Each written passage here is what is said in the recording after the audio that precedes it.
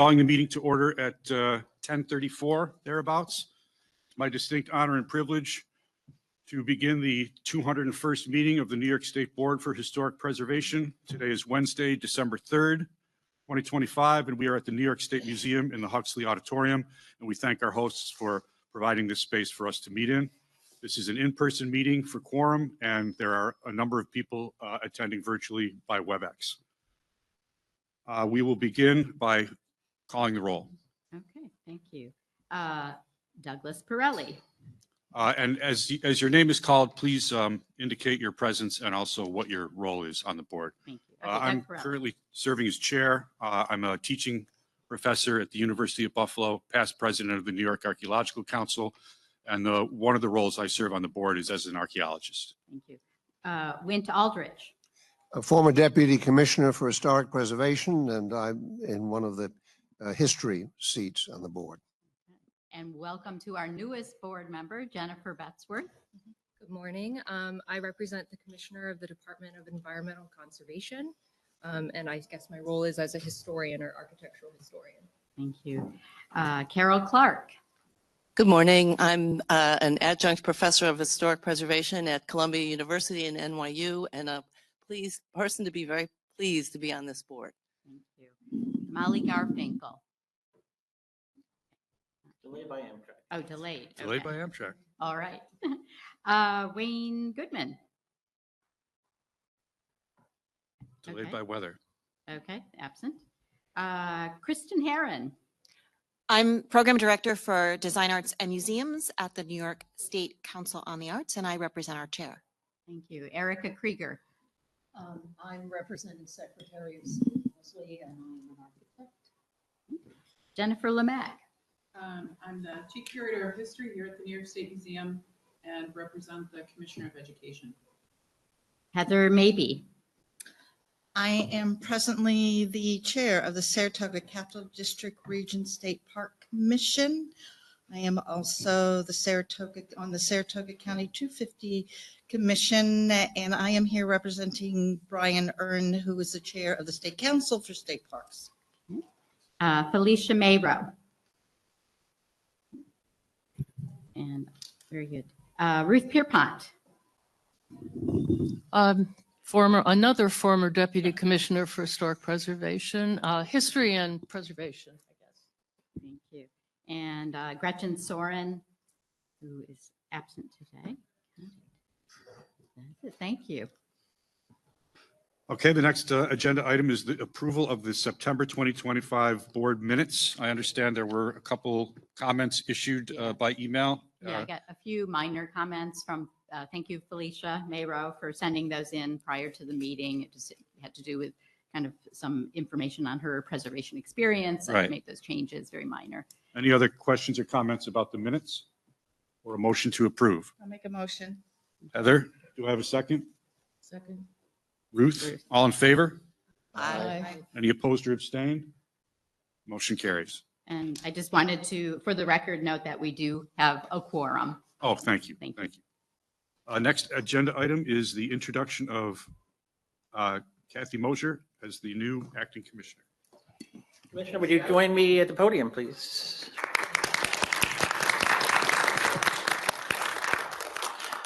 So Commissioner Mosier, I just want to thank you for your, amidst your sort of busy introductory schedule at New York State Parks, a lot of travel, a lot of meetings that you've made time for the State Review Board. The 201st meeting, long serving. We're fully appointed for the first time in a number of years. And so we now have the ability to weather storm events and Amtrak delays like this one. So we're so pleased you're at Parks, an extraordinary professional background that brought you here. So if you'd introduce yourself and give remarks. Thanks, Daniel. I like being up here so I don't have my back to everybody over there. So thanks, everybody. This is my first State Historic Review Board. I understand I've missed 200 others. I will, try to be better moving forward. And I wanted to acknowledge Doug Pirelli because we've known each other from the State Council of Parks, and I really appreciate your leadership on this review board. I appreciate the governor's leadership that we have full appointees now. that is, as Heather can say, at least on our regional commissions, that's not always the case. So I think it's a testament to the governor, her dedication to historic preservation, her love of state parks, and that we have all of the nominees on the commission members. There's also some folks that I've met in the past, like Ruth and Wynn, so it's nice to see, I shouldn't call them old faces, familiar faces. And I hope, over the years and the next couple of meetings, I get to meet all of you. So this is when I was interviewing for this job. This job was posted in February of 2024. It was a long process. I think I had 5 interviews. And one of the interviewers said to me, being Parks and Historic Preservation Commissioner is the best job in New York State government. And after 2 months, I totally agree. I've really focused on getting out to the field and meeting staff and seeing sites. And in each of the regions, I've made 6 out of the 11 so far. In each of the regions, I've been trying to go to a historic site. And while the sites themselves are spectacular, I walk away thinking about the people. I mean, Michael Caliban at the Ganandagan and Connie Barone at Sackett's Harbor Historic Site, and a partner of ours, Jesse Fisher at the Darwin Martin House. The sites are spectacular, but the passion and the enthusiasm of both our partners and staff at those places has just been phenomenal. And that's what I remember. And I really appreciate, everybody, you meet people at parks and they said they've been working there 30-something years and they have no plans on retiring because they love their job. So what's not to like about parks and historic sites, right? So it's been super fun so far. 2025, as you all know probably better than I do, has been somewhat of a tumultuous year in historic preservation because of the government shutdown at the federal level. The National Registry stopped for a while. Our grant programs and funding came in later than we had hoped. SHPO's opportunity to apply for $1.7 million in federal operating funds was delayed 9 months, was finally resolved in September. But the year ends on a positive note. New York is completing or has completed its commemoration of the Erie Canal bicentennial. And sad to say that the director of state canals, Brian Stratton, who I was a appointee under Governor Cuomo as Deputy Commissioner of Natural Resources at DEC. And Brian Stratton was one of the few cabinet members that, has survived that many governors, but he announced he's retiring the end of this month. So we'll have a new canal director as well. But it was a great event for a year. See the Seneca Chief, one of the old historic vessels, navigated by the Buffalo Maritime Center down the Hudson. We've been working, New York State Parks and Historic Preservation has been working really closely with state education. I met with Dr. Betty Rosa to talk about the 250th next year. Both state agencies have gotten $2.5 million to start to celebrate that. And we're hoping that either in the governor's budget or possibly in the legislature's budget, there'll be more money for the 250th coming up. One of our first uses of that money is looking at doing an archaeological study at Oriskany historic site. So that's already underway.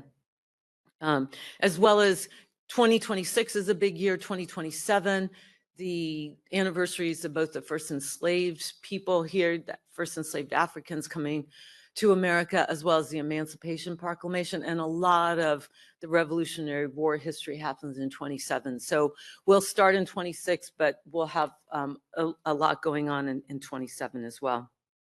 We're going to launch some new grant programs in 2026 focused on preservation of historic maritime resources. And of course, New York is winning once again. I think like our historic tax credits, we beat everybody, like the next 3 states combined. So I'm going to learn more about that next week, and I'm keeping the date for those of you that work in a historic preservation. Next Tuesday, I'm heading out to People's Island and spending the day with the staff out there. And I've said to the executive staff, I don't know what I don't know. So, I've told everybody start like, very basic. And if I already know it, I'll let you know. But I've been a sponge. When I go out to the regions, I wish I could like take some of the extraneous information out of my head so that I can fit more into it. But so far, it's been really great. Some of you are asking, acting commissioner. My confirmation will happen sometime between January and June when the legislative session starts. I have no control over that. But so all of a sudden I see my initials ACKM and I'm who is that? I'm like, oh, that's me, acting commissioner Kathy Moser. That's an acronym that's being used around here. But I haven't really, I'm thinking about priorities coming up in January, and I'll probably have some, but wait for confirmation. But, definitely some of the priorities are making sure that we are spreading the word of the history, the whole history of residents here in New York State, whether you can trace yourself to my husband, Colonel James Ashton, fought in the Revolutionary War, and my husband's family's been on the same farm in Washington County since the 1700s.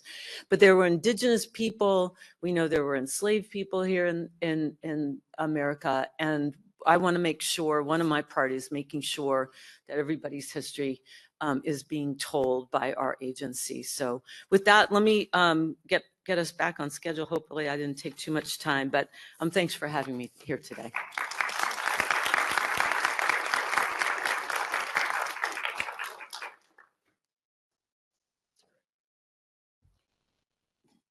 All right, next item on the agenda. Levada Nahan is going to talk about enslavement to freedom.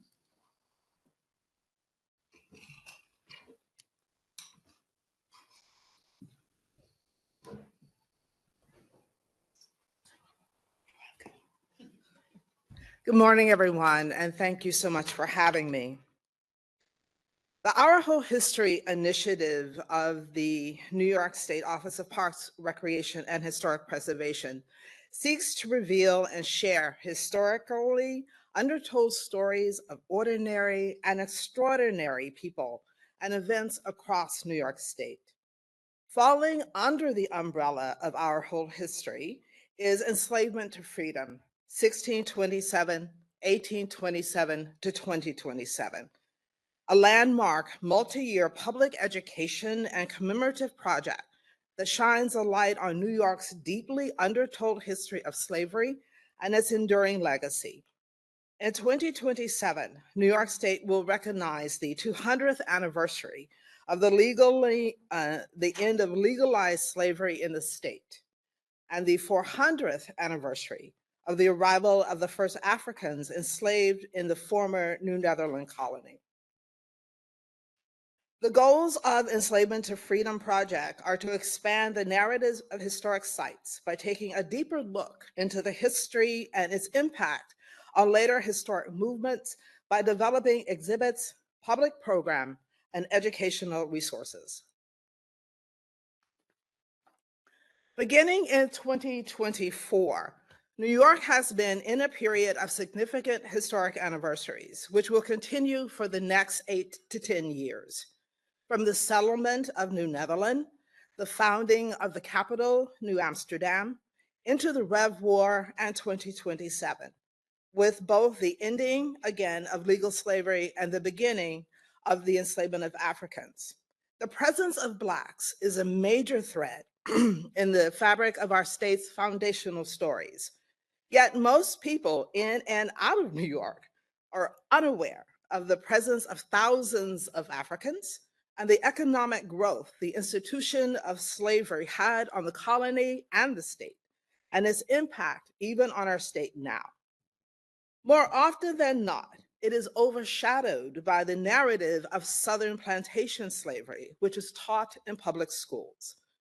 The primary goal of all of the work that I do in the role of the interpreter of African American history is to focus on the state's story and to bring those narratives to public awareness using the resources of the 35 historic properties and the 220 plus parks that we steward. We also do that in partnership with colleagues across the state, including agencies like the New York State Museum, the New York State Library and Archive, the Archive Partnership Trust, and the Office of the State Historian. Using the long period of the commemorative anniversaries as the timeline, enslavement to freedom begins with the latest research on the early Dutch period and the arrival of the first Africans enslaved, and continues through the years of gradual abolition and the period of transition, or the New Nation period, into the early 1840s. The years following July 4th and 5th, the legal end of slavery, but not the freeing of all of those held in bondage or the end of the economic links to the transatlantic slave trade, which continues until the last slave trader from New York is hung in 1861 and the country marches into civil war. Enslavement to freedom has many components, but the base is a series of exhibits. There will be 3 temporary ones at state historic sites, 6 traveling banner exhibits available to loan for any qualifying 501c3, and one of which, another exhibit, will be across the hall that we are doing in partnership with the State Museum. The exhibits cover a range of topics linked to either archival material or the latest research on the subject matter. They showcase both artifacts and archival material which are in the state's collection, but also material from other historic sites and societies, helping to support the reality of the statewide presence of the institution of slavery. Not just the binding of the people, but also the economic links that support the growth of individuals and of the state. At Phillips Manor Hall, we will look at the economic connections between owners of some of our historic sites and the Caribbean and West Indies. Lorenzo's story explores the world of a prominent but childless couple raising 6 children, 3 white and 3 Black. The children of the rising generations, children growing up together, yet separated as the new state comes to life. John Brown Farmhouse will be the home of the early story of Black abolitionists, other members of the rising generation, educated at the African Free School and the Oneida Institute, where they were taught to see a larger world, and with that vision, helped to push New York into the national abolition stage. February of this year saw the first 2 banner exhibits, Poisonous Seeds, the Dutch and Slavery in New York, and Redefining the Family, on display on the concourse level of Empire Plaza for Black History Month. Information on the Dutch period of New Netherland is perhaps the least known portion of the state's history. In the summer of 2023, a definitive paper written by Dr. Jaap Jacobs was published in the New York History Journal. It gave us the date, the ship name, and the circumstances under which 22 African men and women found themselves at the tip of Manhattan. We used his years of extraordinary work to create an exhibit that speaks to the foundational practices used by the Dutch West India Company to create a level of society that ensured the colony's survival and its future wealth. In partnership with the Archive Partnership Trust, Consider the Source New York project, we also created additional educational material on the wheat economy, one of the themes in the exhibit. This product has two parts: a video, which can be seen online, that includes two important historic locations: Phillipsburg Manor Upper Mills and Sleepy Hollow, which has the only reproduced historic grist mill in the state, and Mabee Farm in Schenectady. Both sites have significant links to the institution of slavery that thrived in both the Hudson River Valley and the Mohawk River Valley. Along with the video, there is a special issue of Archive Junior, an information and activity style newsletter designed for classroom use. For the first time, teachers have ready access to resources to help students understand New York's equivalent to the commonly known colonial cash crops of sugar and cotton. The second exhibit, Redefining the Family, covers the story of Chris Rapp, a Pennsylvania legislator whose family's oral history connected them to the Livingstons of Claremont. After years of genealogical research, he shared his findings with the family at one of their annual reunions at Claremont. Years later, DNA added additional confirmation. His family's story reflects a movement of people, both Black and white, that are happening in the state, connecting their family's history to the slavery of New York. In 2026, 2 more exhibits in the series will be on display on the concourse level. Another Face of War, written by Travis Bowman, covering the stories of Black men on both sides during the Rev War. And Many and Varied Hands, an overview of the range of labor provided by Black men, women, and children. This exhibit will also have additional educational material produced.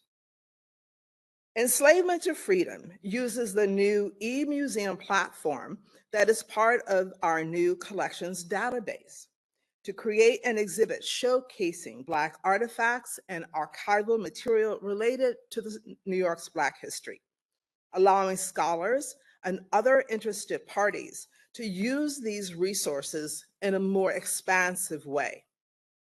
And working with the great team here at the State Museum under the leadership of Jennifer Lemack and outside curator Marcy Ragland, we are creating an exhibition which will open in 2027 with the focus on the entire historic timeline, artifacts from both sides of the state's collection, and material from smaller historic collections across the state will enhance the reality that slavery and its 200-year presence shaped a resilient and dynamic Black community that still impacts how we move through the world today.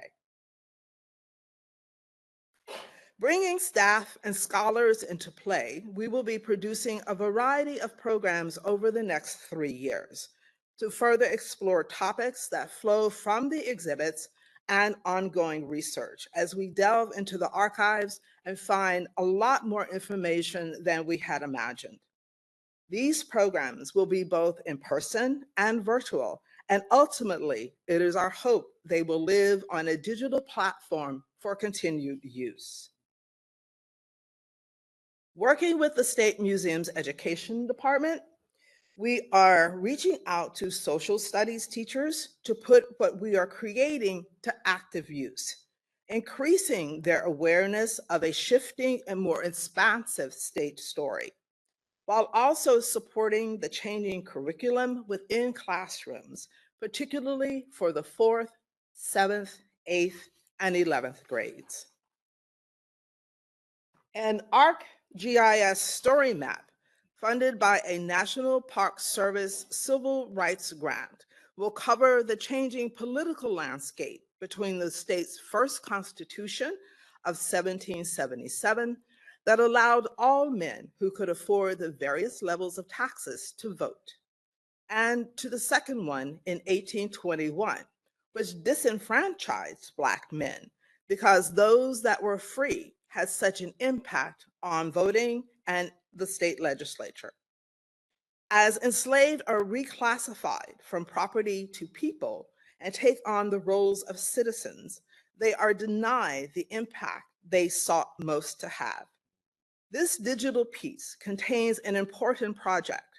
We are looking to hire artists to create period images of Blacks based on hundreds of descriptions we have that can be found in runaway ads and sale ads. Putting them back into the historic spaces will help bring to life a piece of work that is heavily on words. This image catalog is badly needed. There are so few positive images of Blacks from the 18th and 19th century, and this absence and the repeated use of the few images we have is difficult for an increasingly visual public. Ultimately, the image catalog will be made available to public for use. Working with an expansive partnership team, including Devin Lander, the state historian. I skipped a piece. My apologies. No, just go for it. Working with an expansive partnership team, including Devin Lander, the state historian, Jennifer, and the 2020 New York State History Conference host from Marist College. There we go. Including colleagues in the Division of Historic Preservation, we will be sponsoring a series of sessions on the current world of historic Black burial grounds and cemeteries in the state at the June conference. These sacred locations are a growing concern in urban and rural environments, with municipalities and average citizens at a loss as to where to go to find the help they need when they are disturbed, or how to memorialize them when they are known, or how to repair the wound left behind when they have been removed. These sessions and the sharing of information at the New York History Conference are an important first step in increasing support and easing stress between state agencies, historic sites, and communities. The information in these sessions will help people to learn what they can do to support not just Black burial grounds and cemeteries, but any historic sacred site that does not fall under NACPRA. Archaeologists across the state have unearthed material culture of the enslaved and free communities that most New Yorkers have never seen and are unaware of. Some of the artifacts are repeatedly referenced in books and papers, yet people have begun to question, where are they? Beginning with the parks portion of the state collection, we will be creating a database of these cultural artifacts and digitizing the reports and documents related to them, so scholars, researchers, and others can include them in narratives related to similar material culture found in Southern colonies and in the Caribbean and West Indies, and putting the presence of Africanisms, those cultural ties that link back to West and West Central African cultures from which they come. Along with this work, we will also be looking into several significant archive collections connected to state historic sites, with stories and documents and other ephemera connected to the period of enslavement and the early freedom, so that they can be digitized and added to the database, so they too may become part of the growing collection of research materials people can access and expand what we know. Legal slavery ends in New York on July the 4th. In 1827, Black newspapers and other written material revealed that active concern across the state of managing reprisals from members of an increasingly racially charged white community worried them, and they considered whether it was safe to actually celebrate on the nation's birthday. Although there were some gatherings, many of them were indoors. Collectively across the state, Black New Yorkers took to the streets on July 5th. In honor of their choice, we too will be commemorating the end of legal slavery on Monday, July the 5th, with a statewide bell ringing at 12 noon for 1 minute, as well as smaller programs being sponsored by organizations across the state. Municipal bells, church bells, handbells, whatever type of bell that can be tolled will be rung to bring attention to this momentous anniversary.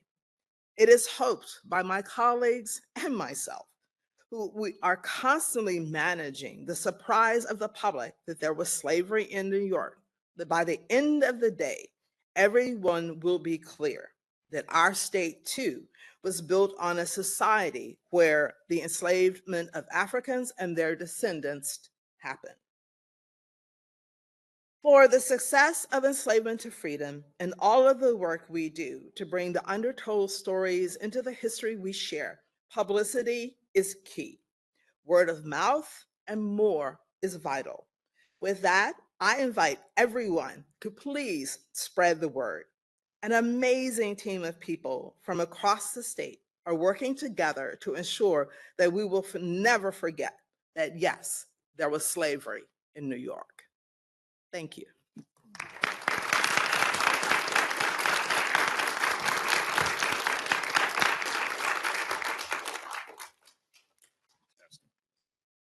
Thank you, Lavada. All right, moving on to our next agenda item. We're going to start the National Register nomination reviews. What's your time? Oh.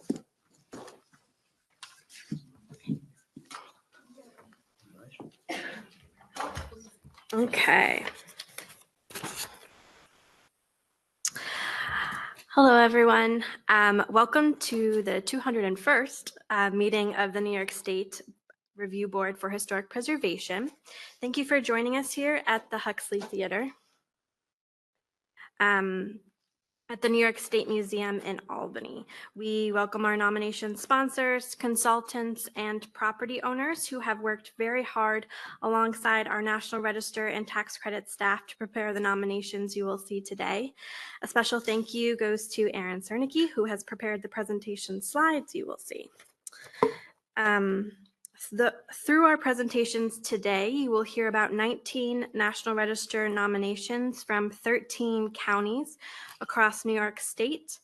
With these nominations, we will be recognizing historic significance in a wide range of areas, including architecture, social history, politics and government, community planning and development, and engineering, to name a few. Of these nominations, 10 are in support of commercial tax credit applications. While the approval of nominations was paused by the National Park Service during the federal shutdown, I am happy to report that nominations are once again advancing, although a little slowly, and we are submitting additional materials to NPS regularly. For our guests who are joining us remotely, and those who have a special interest in nominations presented here today, you are welcome to offer comment following the presentation of your nomination. Each virtual attendee should have the ability to unmute yourself when it is your turn to speak, although we will be on standby if you're having any issues, and we will try to troubleshoot those as they come up. And lastly, based on feedback from the board, the prospective dates for the 2026 State Review Board meeting are Thursday, March 12th, Thursday, June 4th, Wednesday, September 9th, and Wednesday, December 2nd. These are also written on your agenda, but we will confirm them at later today's meeting, or later in the meeting today. With that being said, we will begin the presentations with our first nomination from Cortland County, presented by Jonathan Ferris.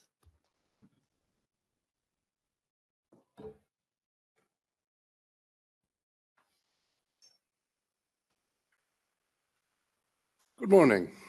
Morning. Cortland's Benton Sherwood House is eligible under Criterion C for architecture as a notable example of a Second Empire style dwelling, and under criteria B and A for its association with Jeanette Benton Sherwood and the women's club movement of the early 20th century. Thus, the period of significance for the property is 1874, the date of the house's construction, and 1899 to 1921, the period of Jeanette Sherwood's adult occupation of the house and when it was used to support the activities of 3 important women's clubs. Hold on, not advancing. Okay, there we go. The house sits on a level urban lot facing north onto Central Avenue, formerly named Railroad Avenue, in the block between the former Syracuse, Binghamton, and New York Depot and the city's civic and commercial core. This set, sticky, okay. This situation is explained by the fact that its first owner, lumberman Henry Francis Benton in the upper left there, chose to live near his work. Benton's lumber yard and planing mill were adjacent to the tracks, and the office building still exists. It's the narrow white building you see on the other side of the old railway hotel there from the house.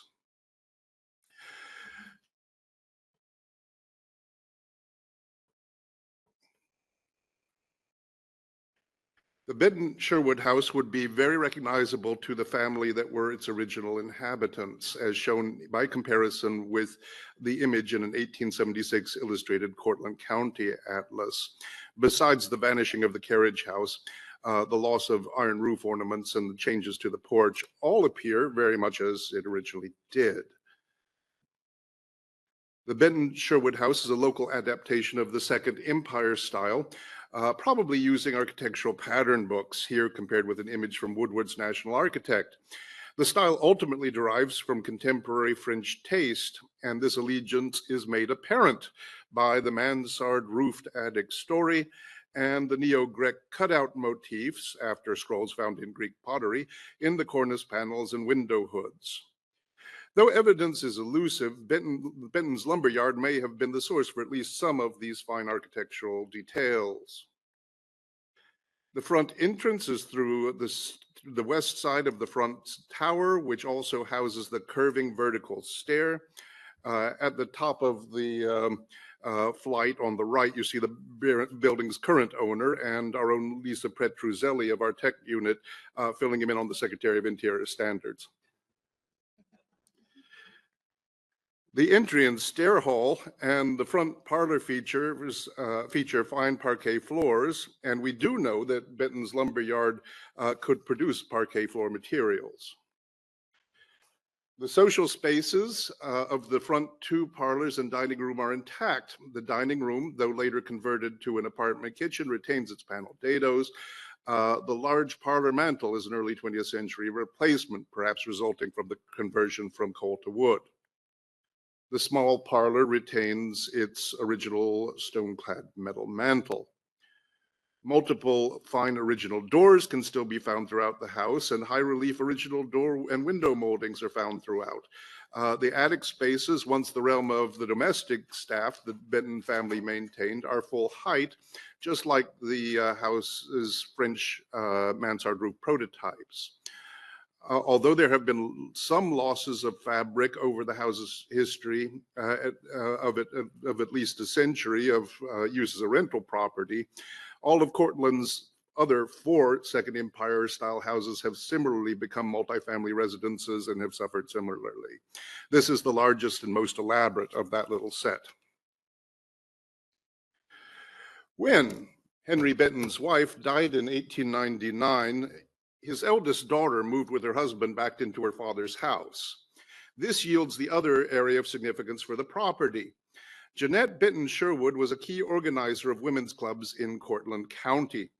In 1900, the Theophany Yoga chapter of the Daughters of the American Revolution, of which Sherwood was the first regent, was formed in this house's parlor. Cortland 20th Century Club meetings and meetings surrounding the formation of the Cortland County Federation of Women's Clubs also took place in the house. Jeanette Sherwood would serve as the president of the Cortland County Federation of Women's Clubs from 1913 all the way until 1931. She also held statewide offices in the New York State Federation of Women's Clubs, including serving as director. Sherwood's activities also went well beyond these three important clubs. She was the chair of the Cortland Fresh Air Committee. She was the chair of the statewide Victory Fund during the First World War. She participated in the women's suffrage movement and later would go on to serve as the founder and first president of the Cortland County Historical Society and serve on the board of the New York Historical Association. And on the right here, you see her with Dr. A.C. Flick, who was the Syracuse professor who became the New York State historian and director of archives from 1923 to 1939. Although Sherwood also lived in the still extant house at East 42 Court Street during her early years of marriage and at the apartments at 7 Church Street during her later life, 79 Central Avenue was her residence for the longest period and was the place with which she most preferred to be associated. Therefore, the Benton Sherwood House is the most appropriate place to recognize the contributions of Jeanette Benton Sherwood, a key figure in Cortland's history in the claiming of women's places in the public realm. This is a commercial tax credit project. It will continue to be multifamily rental housing, but the owner intends to give great care and attention to the maintenance of historic materials and spaces, intending, in fact, to remove some of the unfortunate later layers in the interior. I wrote this nomination. Are there any questions? Questions or comments from the board? I just have a comment. As a New York State DAR officer, I am extremely excited that this is being preserved and that the recognition of DAR. And the owners should know there are historic preservation grants through DAR that the owner could apply for through the chapter, the local chapter. Okay, thank you. If you could please pass that. I will pass that on. Thank you. I did notice in the nomination some references to the state level significance of events that occurred here. Was there ever any consideration given to that? Well, you know, I mean, I don't know. I'm a little bit new on criteria B nominations, to tell you the truth. I usually go to A or C. Assessing Jeanette Sherwood on a statewide level would be an interesting kind of thing to kick around a bit. You know, no one really had thought about her in a while other than the DAR chapter. And so when I went through the papers and discovered, you know, all of this thing, she really was a very accomplished person. Yeah. Any other questions or comments? Do I hear a motion? I make a motion. I'll second. All in favor? Aye. Any opposed or abstained? Motion carries. And if I could just note that one more introduction here. I see Molly, you got delayed. If you could just introduce yourself for the record that you're here. And sure. Hi, everybody. Apologies. Amtrak was, I think, slowed by the snow. My name is Molly Garfinkel, and I'm a public historian with City Lore based in New York City, and very happy to be here with you all. Thank you.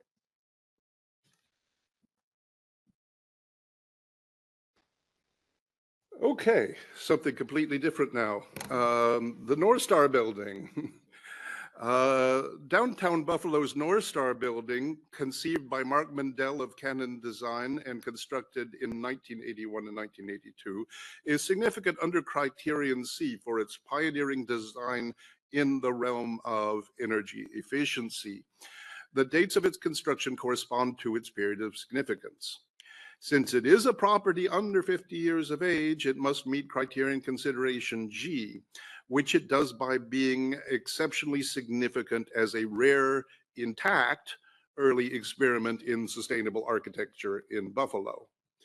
The North Star Building sits near the heart of downtown, occupying the southern end of the block between Main Street and Pearl Street, with Huron Street on its south border. While it became later on an integral part of the civic core development around Fountain Plaza, that would take nearly 2 decades to complete.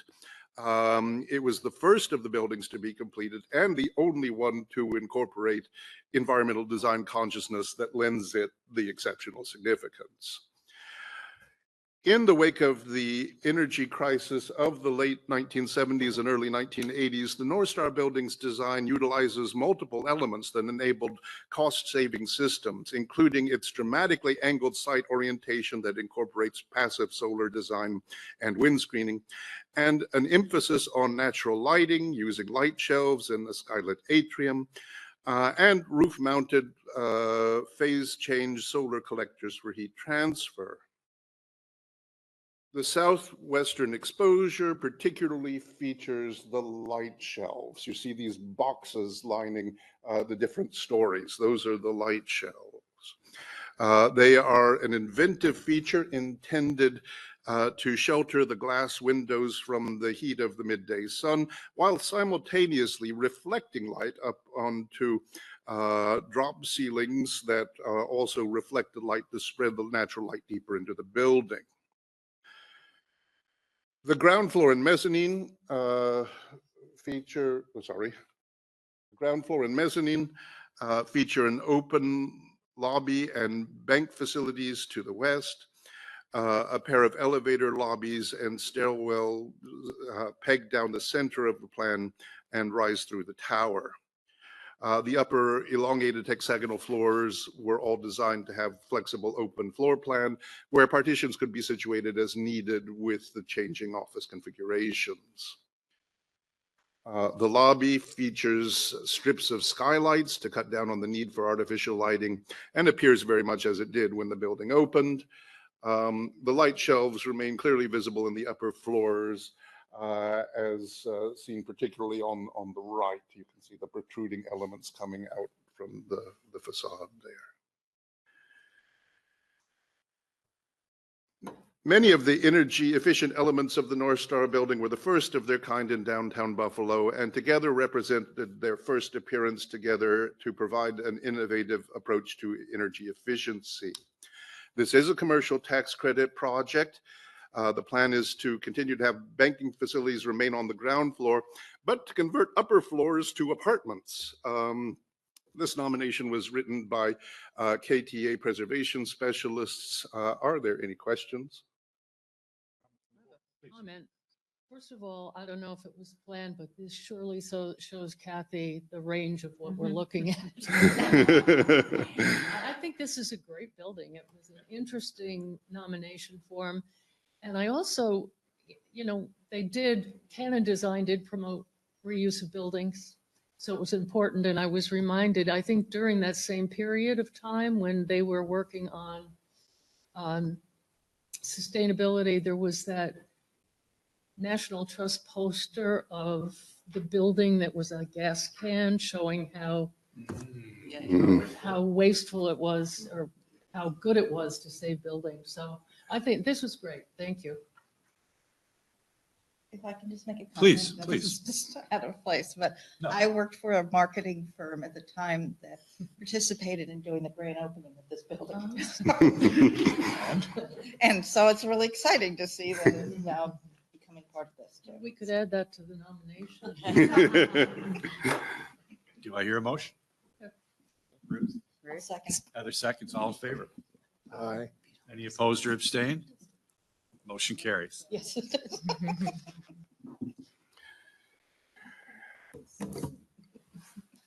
The Smith Henry Building's historical significance is through criterion A for commerce as an example of an early 20th century adaptive reuse that demonstrates the impact of the commercial real estate development on 19th century domestic architecture in an evolving urban setting.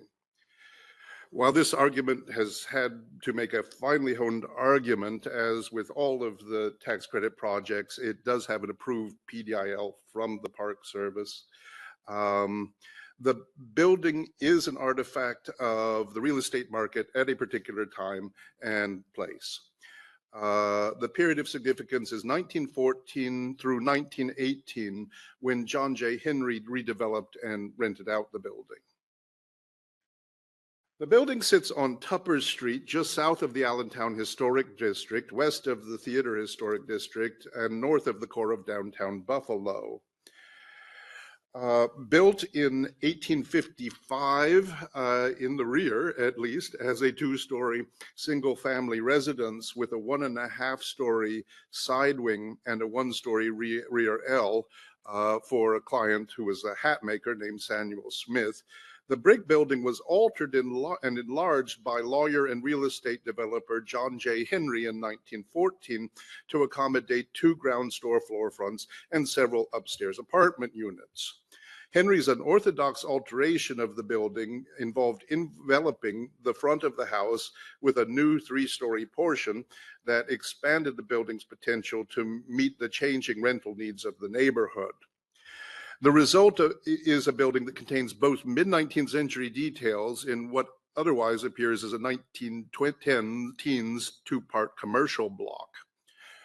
The Sanborn Insurance map of 1899 shows the original house, a 2.5-story building with a 2-story western wing set back from the street, while the 1925 Sanborn Insurance map shows the building expanded to the sidewalk's edge and newly enveloped by its current 3-story extent. From the rear, the yellowish brick of the 1914 expansion can be seen dovetailed with the red brick of the mid-19th century house.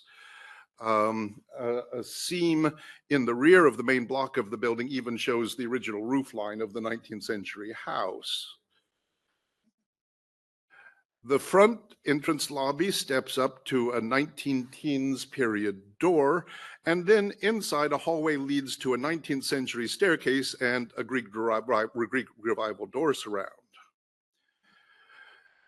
On either side, commercial spaces, although altered in materials, are open to their original extent. To the rear, an apartment occupies the original rear service L. Upstairs, the 2nd floor passage is lined by Greek Revival door surrounds containing 19-teens 5-panel doors. Architectural trim from the 19-teens renovation is found throughout the upper story apartments. Because the 3rd floor did not exist in the 19th century and early 20th century, a staircase extends to the apartments there. The Smith-Henry building overall captures a moment in time when the economic shifts on the borders of downtown Buffalo were prompting property owners to transform their buildings to accommodate new realities. This is a commercial tax credit project with continuity of rental use developed by Mr. Henry, still maintained. The nomination is by KTA preservation specialists. Are there any questions? Comments from the board? Or a motion? So moved. Carol, second? Jennifer? All in favor? Aye. Any opposed or abstained? Motion carries. That was Jennifer Betzworth on the second.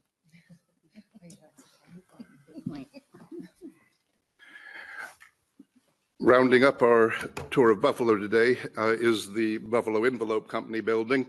The Buffalo Envelope Company building attains its significance under criteria A for industry for its association with a major regional force in envelope manufacturing and sales.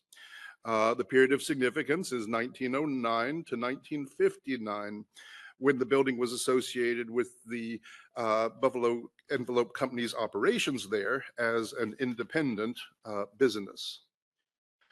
The building sits on the southwest corner of Seneca Street and Michigan Avenue. It is actually the closest building to the older 3-building commercial district on Seneca Street that was presented last June. And you can see those 3 little buildings up on the upper left of that image on the right. Gives you a good impression of 19th century commerce versus 20th century industry in terms of scale. It is, of course, cradled by an I-190 off-ramp to the west. The original portion of the building faces Michigan Avenue and was built speculatively in 1899 and purchased and refitted by Buffalo Envelope in 1909. The company had a national distribution and was an employer of nearly 100 employees of all genders at this facility by the late 1920s. Multiple additions to the building were built during the 20th century until it occupied an entire city block, attesting to the growth and significance of the envelope industry in Buffalo. In 1927, a two-story section was added to the rear, followed by an addition of similar height to the north in 1936, a single-story addition to the west in 1941, and two more two-story additions seamlessly added to the north in 1952 and 1957. In 1979, after the company had already, and building had already been acquired by Ohio-based Champion International, a metal-clad addition was added to the west, and a previously unassociated 1920s building was brought into the whole. Besides historic wooden floors, the first story largely has a non-historic office appearance, but retains the original company vault with its elaborate door surround. The stairwells are also largely historically intact. Upstairs blends intact open industrial space with recently NPS-approved apartment insertions. The spiraling chute, which transferred the envelopes from their inception at the top floor through various phases of production down to the third floor, has been carefully retained. This is a completed commercial tax credit project, and the redevelopment of the upper floors of the original portion as apartments was the rehabilitation covered. As you see, care has been taken to retain wooden floors, exposed structure, and open spaces. This nomination was written by KTA preservation specialists. Are there any questions? Do I hear a motion? Wint? Heather, did you? That's okay, one can do it. Wint has first, Heather has second, all in favor. Aye. Any opposed or abstain? Motion carries. Thank you. Thank you, Don. Staying in Erie County.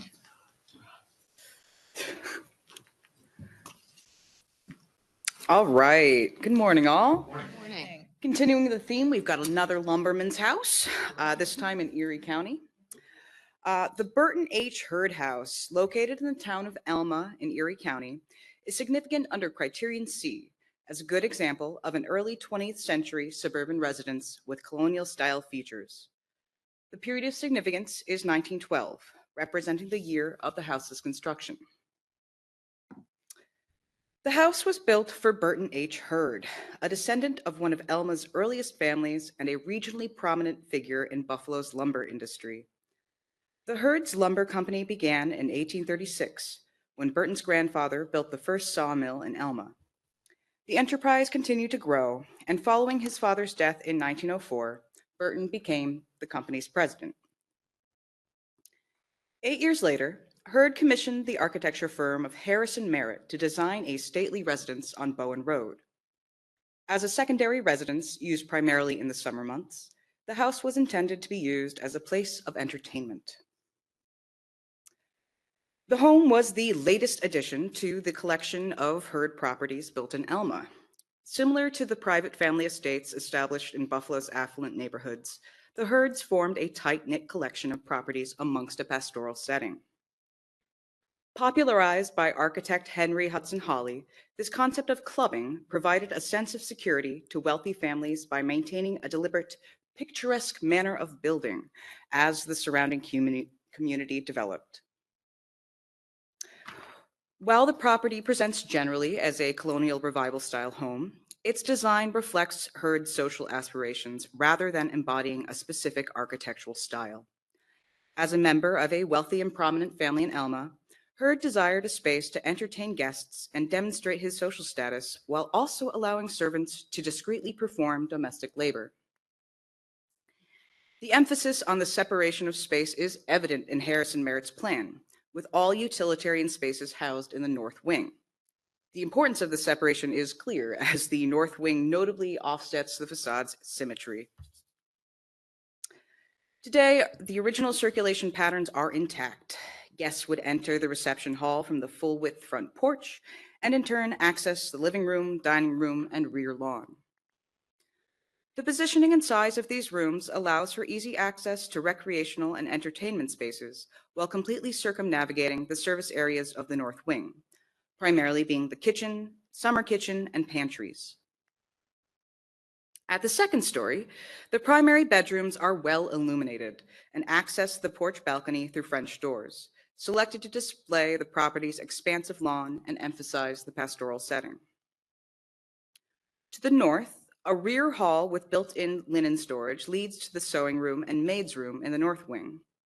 Here, a smaller staircase connects to the kitchen and then down to the basement, providing access to the laundry room. The separation of the service spaces is further emphasized by the smaller pantry on the first floor that directly connects to the kitchen and dining room, allowing staff to remain virtually hidden while serving the family or guests. The house retains integrity in form, plan, and materials. Essential exterior elements, including the front and rear porches, balustrades, and windows, have all remained largely intact to the building's original design. While some alterations have occurred in utilitarian spaces, such as the kitchen and bathrooms, the primary spaces retain the majority of the materials, finishes, and configuration, reflecting their contemporary use and patterns of living. This is an honorary nomination prepared by Gregory Pinto and Jill Nowicki of Clinton Brown Company Architecture. There's no letters of support or objection, and we have the property owner, Dr. Stephen Edge, on the line to say a few words. Oh, well, thank you very much, Campbell. I very much appreciate your wonderful presentation. And all I really want to say is thank you to Clint Brown, who gave me the idea that we should do this, and to his staff and you for your support and excellent advice. And thank you very much to the board. Thanks, Steve. Great. Any questions from the board? Questions or comments? I just want to draw attention to the context, the historic context about this structure goes back into prehistory a little bit. I appreciate that. It's a pretty good job with reference to the Buffalo Creek Reservation. And so this is one of the things that I look at these nominations for, and I'm going to have other comments about that for other nominations later, but good job in that regard. Thank you. Questions or comments? I think it's good you decided that the carriage house was non-contributing. Kind of. Yes. Do I hear a motion? So moved. Molly beat you. Okay, who Erica, moved you it? have the second. I'll take the second. All in I'm favor? sorry, Molly was, Molly's first. and Erica then Krieger's. Erica. You got it. Thank you. All in favor? Aye. Any opposed or abstained? Motion carries. Thank you, Kim. Thanks. Okay, so we're running ahead of schedule. So we're going to do 2 more nominations before lunch, if that works for the board. Works for me. Okay.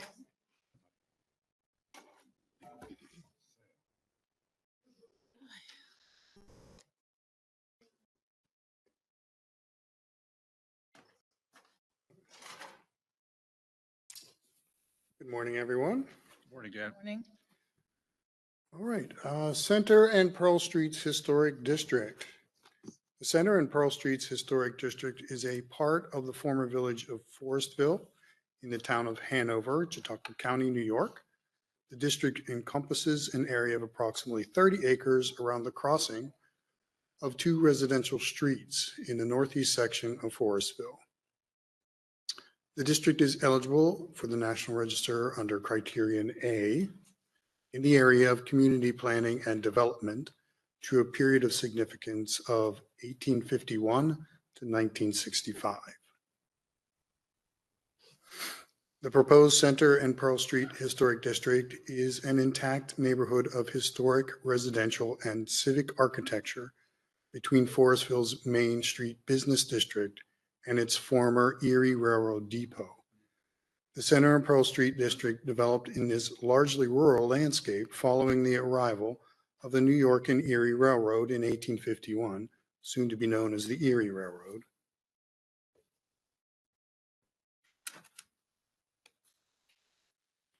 The resulting prosperity to the village as an agriculture and manufacturing center in Chautauqua County shaped the settlement of Center and Pearl Streets. The built environment of the district provides a tangible witness to the intersection between early frontier business and social activities and train-facilitated commercial and agricultural growth. Change comes slowly to Center and Pearl Streets. Here on the left, we can see a gathering of neighbors in front of 5 Pearl Street, and on the right, a more recent photo of this home. Much the same. Most of the buildings in the district appear to retain their original design features, displaying a diverse range of architectural styles that were built gradually over the course of several decades rather than all at once.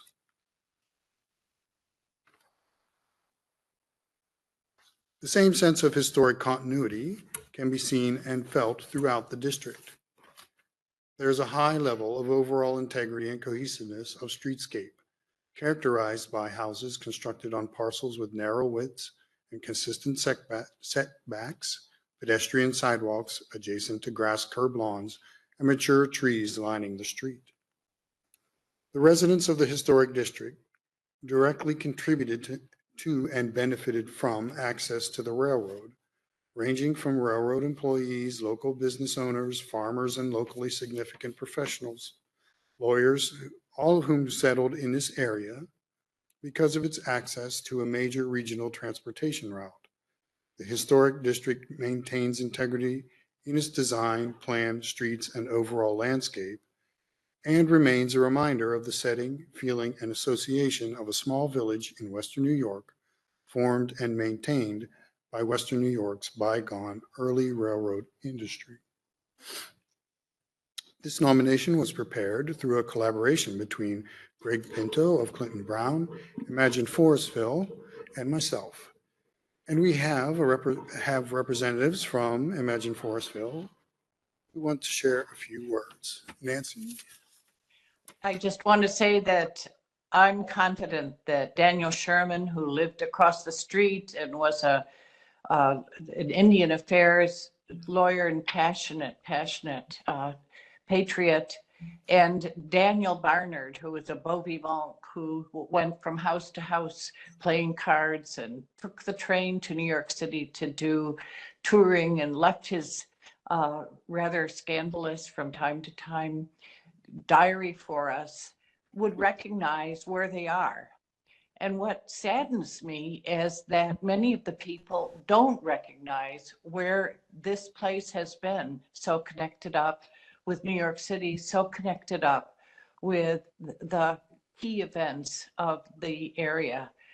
And I hope that an approval of this nomination will help us get the word around that the railroad did indeed help reinvent this small community and attach it to the great events and businesses and opportunities of the greater world. Thank you. Nicely said. Yeah, please go ahead. Yeah, yes, please. You're welcome.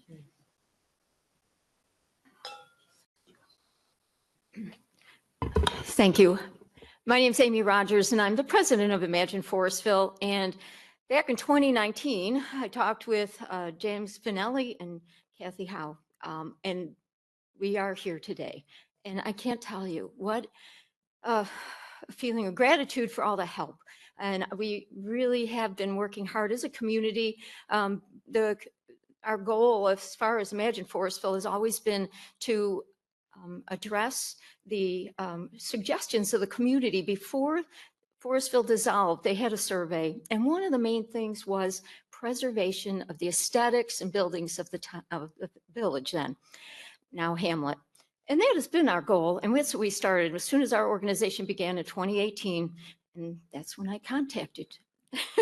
So we have the support of the town of Hanover, the community, and also the county as well. And State Senator George Borrello has been a big inspiration for us as well. And funding obviously has been an issue, and we have the support of Northern Chautauqua Community Foundation, as well as private individuals, and a generous donation from Nancy and Merv Adams Fry. And without that, we couldn't be here. But I really appreciate Daniel Boggs' help in this final stretch, if you will, to bring it here. And of course, Clinton Brown has been with us since day one, and I really appreciate it. And we appreciate your time right now. Thank you. And we hope that we can check this off as one of the goals for Forestville. So thank you. Thank you. Kristen, do you want to say a word? Yeah, I mean, this is very small in comparison to the lovely comments, but there was a little nuance that I thought was so wonderful about the way this nomination was presented to us, and that's how the images have the little map thumbnail. And I was going to add the same thing. yeah, historic districts to me are always kind of challenging to understand how the visuals connect. So whoever came up with that, kudos, and I'm sure that was a ton of work. Oh, thank you. Well done. That was wonderful. Thank you.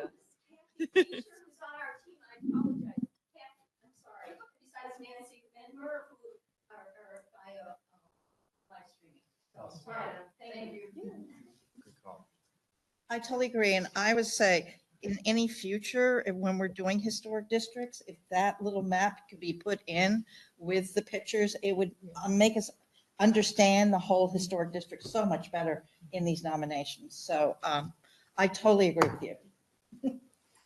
So with that, I can, No, go ahead, go ahead. I was going to make the motion, but if you want to speak. Yeah, please. well, I think it's a wonderful district, and I think the community support is just fantastic. But I think maybe it should be, you might consider listing it as significant under criterion C as well. We did look at that, and we just felt that A was the strongest argument. Well, you can do both, Hmm. and I think it should be both. Pat? Okay, so we did put a lot of consideration. Kathy and I actually went on a site visit and walked it with Clinton Brown. Nancy, Amy was there as well. And during that site visit, we had clipboards with parcel views and went one by one every building within the district to consider contributing and non-contributing under architecture. Ultimately, the numbers for non-contributing rose greatly with the architectural consideration of integrity. And so we ultimately decided to leave it out, but it's certainly something we can reconsider, and potentially add into the nomination draft. I do think there's a good context for architecture in the nomination, so we can certainly look again.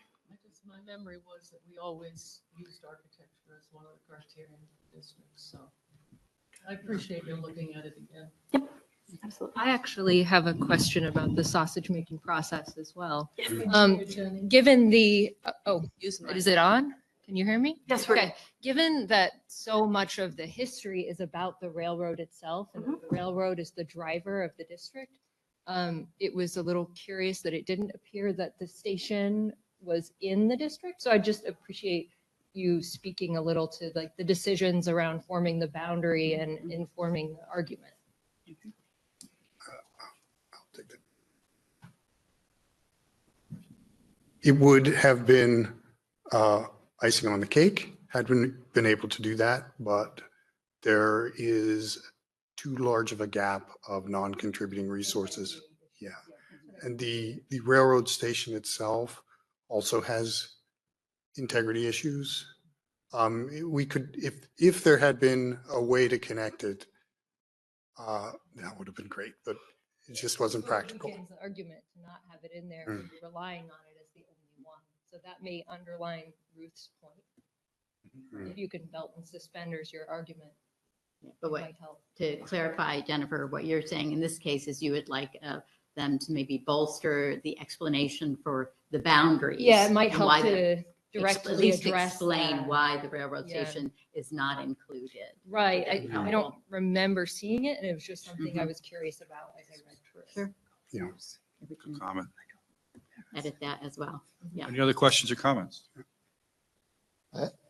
This is Win. I'd just like to say that the length of time and the level of commitment on the part of those in the community advancing this, working with the staff, and their personal attendance at this meeting in December weather from a very remote corner of the state is quite moving. And we don't require this in every case, obviously, but when it happens, it's impressive.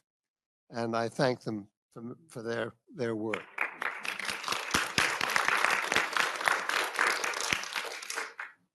Would you like to make a motion? I would. I'll second. All in favor? Aye. Any opposed or abstain? Motion carries. Excellent. You're welcome. Thank you. All right. Now we're looking at the St. Mary of the Angels complex. This is a basilica out in the town of Olean in Cattaraugus County. Nestled on a small hill rising from the Allegheny River in a shady residential neighborhood of Olean, Cattaraugus County, New York. The Basilica of St. Mary's of the Angels complex is eligible for the National Register of Historic Places under Criterion C, Architecture, with a period of significance from 1880 to 1924. The complex encompasses 4 parcels and 5 buildings associated with the Roman Catholic Basilica of St. Mary of the Angels, including the Basilica, the convent, rectory, and carriage house, and academy. Built in 1880 and expanded in 1887, the Queen Anne style rectory is the oldest of the buildings in the complex. The construction of the rectory marks an optimistic time for the city of Olean, which had become a hub for the fast-growing petroleum industry in America, attracting a steady flow of Catholic immigrants from Ireland, Germany, and even as far as Syria.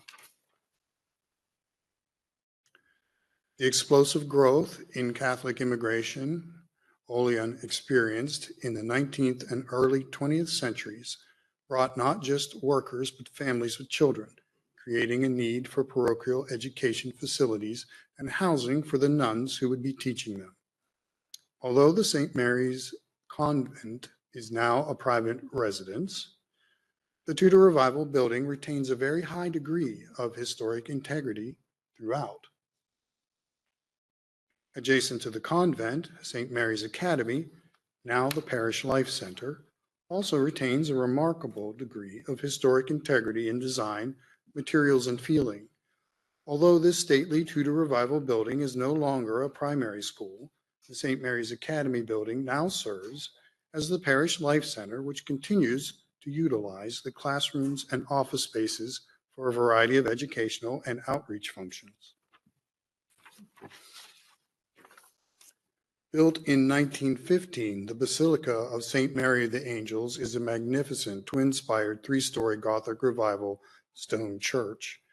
The building was designed by renowned ecclesial architect Emil Ulrich in classic Gothic Revival style. Now you can see a postcard from very early on, probably early 1920s, and a much more recent photograph. The basilica is admired not just for its architectural grandeur, but also the magnificent Munich-style windows and abundant interior art. Unable to import from Germany during World War I, the Munich-style windows were instead produced domestically by De Prado Studios of Chicago, using the Munich technique of fusing hand-painted art and glass together under high temperatures.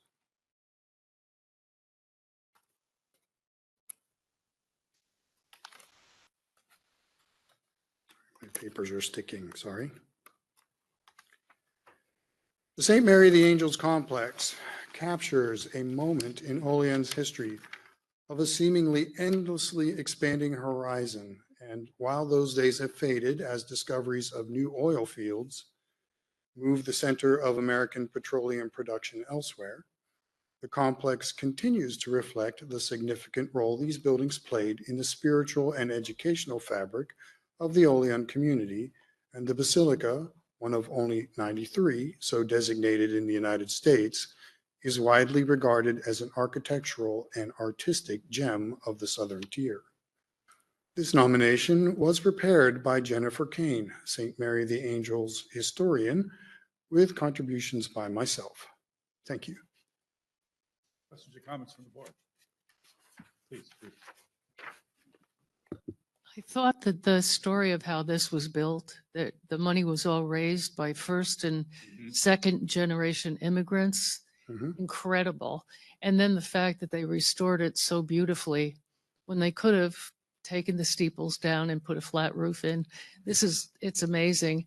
I wonder too, if because it's one of so few basilicas, if it might be statewide significance. Just a thought. That's an interesting question. When you're considering the other buildings in the complex, it just seemed, and the context of how important it was to the city, we focused on local. Making a statewide argument would be a bigger task, but Just a thought. yeah, it's not, it's. I think there are only 3 basilicas in the state. Mhm. Yeah, it'd be interesting to look back at the other 2. I know one of the other ones is see listed, if the one they in, I were- think, Lackawanna, is it? Yep. And the third one, is that in Brooklyn, maybe? Help me out. Not sure. Or- Might be good to know. Yeah. Yes. Maybe compare, contrast, come to a conclusion. Good question. Speaking of the Buffalo connection, it's nice to have some attention paid to Father Baker. Right. Connections between Buffalo and Yes. this nomination. Very, very interesting. It's very important to that church and that community. And the architect on the second basilica, well, he was hired from having done this church. Yes. Yes.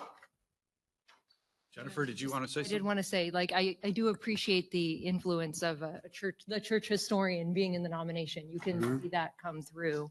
And you get this question because yours is first. There's 2 church complexes with 2 different approaches to the period of significance. So you have the more traditional duration period of significance, and later we see the Unitarian Church with 4 different dates. Are we taking a different approach for a reason here, or is that something that's going to be adjusted? So this is something that we have gotten returns from NPS regarding. And so, yes, right now this nomination reflects otherwise. The second nomination you'll see later on of a complex takes distinct years that the complex buildings were constructed. In our practice, this question came up, so I did go directly to our source, our reviewer at the National Park Service, and her preference is distinct years, and so this nomination will be changed to reflect that. Yep. Other questions or comments? I just make one comment. There was brief mention of the nearby St. Bonaventure University. And I don't know what the origins of that were. It may have been one of the Catholic orders created it. But I'm wondering Franciscan friars. whether there was any kind of connection, because this is clearly a very committed Roman Catholic community in an industrial town. And this university nearby, seeming to spring from who knows what, in the wilds of Western New York. It would be interesting to know whether there was some link to the commitment to build a There's very definite ordinary link. church. Yes. The Franciscan friars began the work that created St. Bonaventure, as you point out, close by, and the original Catholic community in Olean was served by one of the friars initially. They were very involved with the original creation of the diocese there. Thank you. That's I don't think it need be in the nomination, but I was just wondering. Do I hear a motion? I'd move. I'm giving it to Kristen. Oh, okay. Wait, Kristen? I saw Has moved movement. We got Kristen. All in favor? Aye. Any opposed or abstained? Motion carries. We'll break for lunch. So we'll pick up with the National Register reviews. Chris Brizzi is going to take us downstate.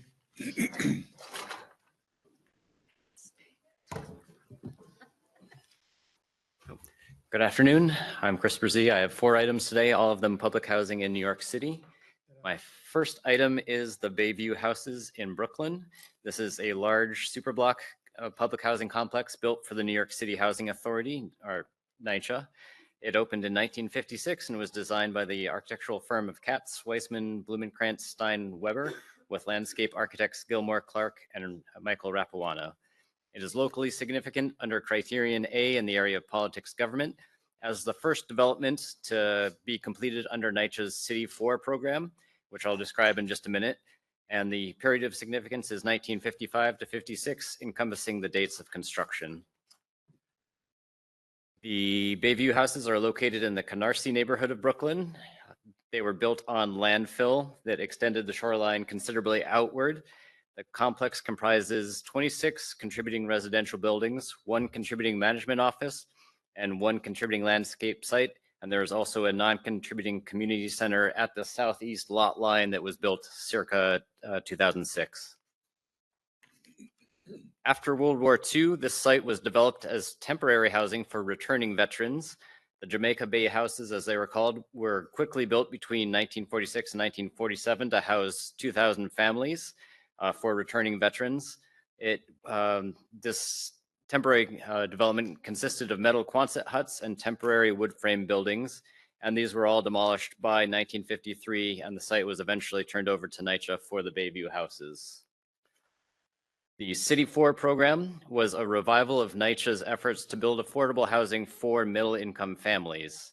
The City 4 program was first proposed in 1952, and it was officially adopted in 1953. And it was primarily a response to white flight and the accelerating movement of middle-class families to the suburbs. This outmigration from New York City was a direct result of federal housing policies from the New Deal through the post-war period that disproportionately favored white suburban households while reinforcing racial segregation within the city. The City 4 program also revealed growing uneasiness over the proper role of government in providing housing for middle-income households. Even advocates for the program believed that government should only enter the middle-income housing market, quote, where and only where private industry fails to meet a need, unquote. That was Mayor Robert Wagner, I think, before he became mayor.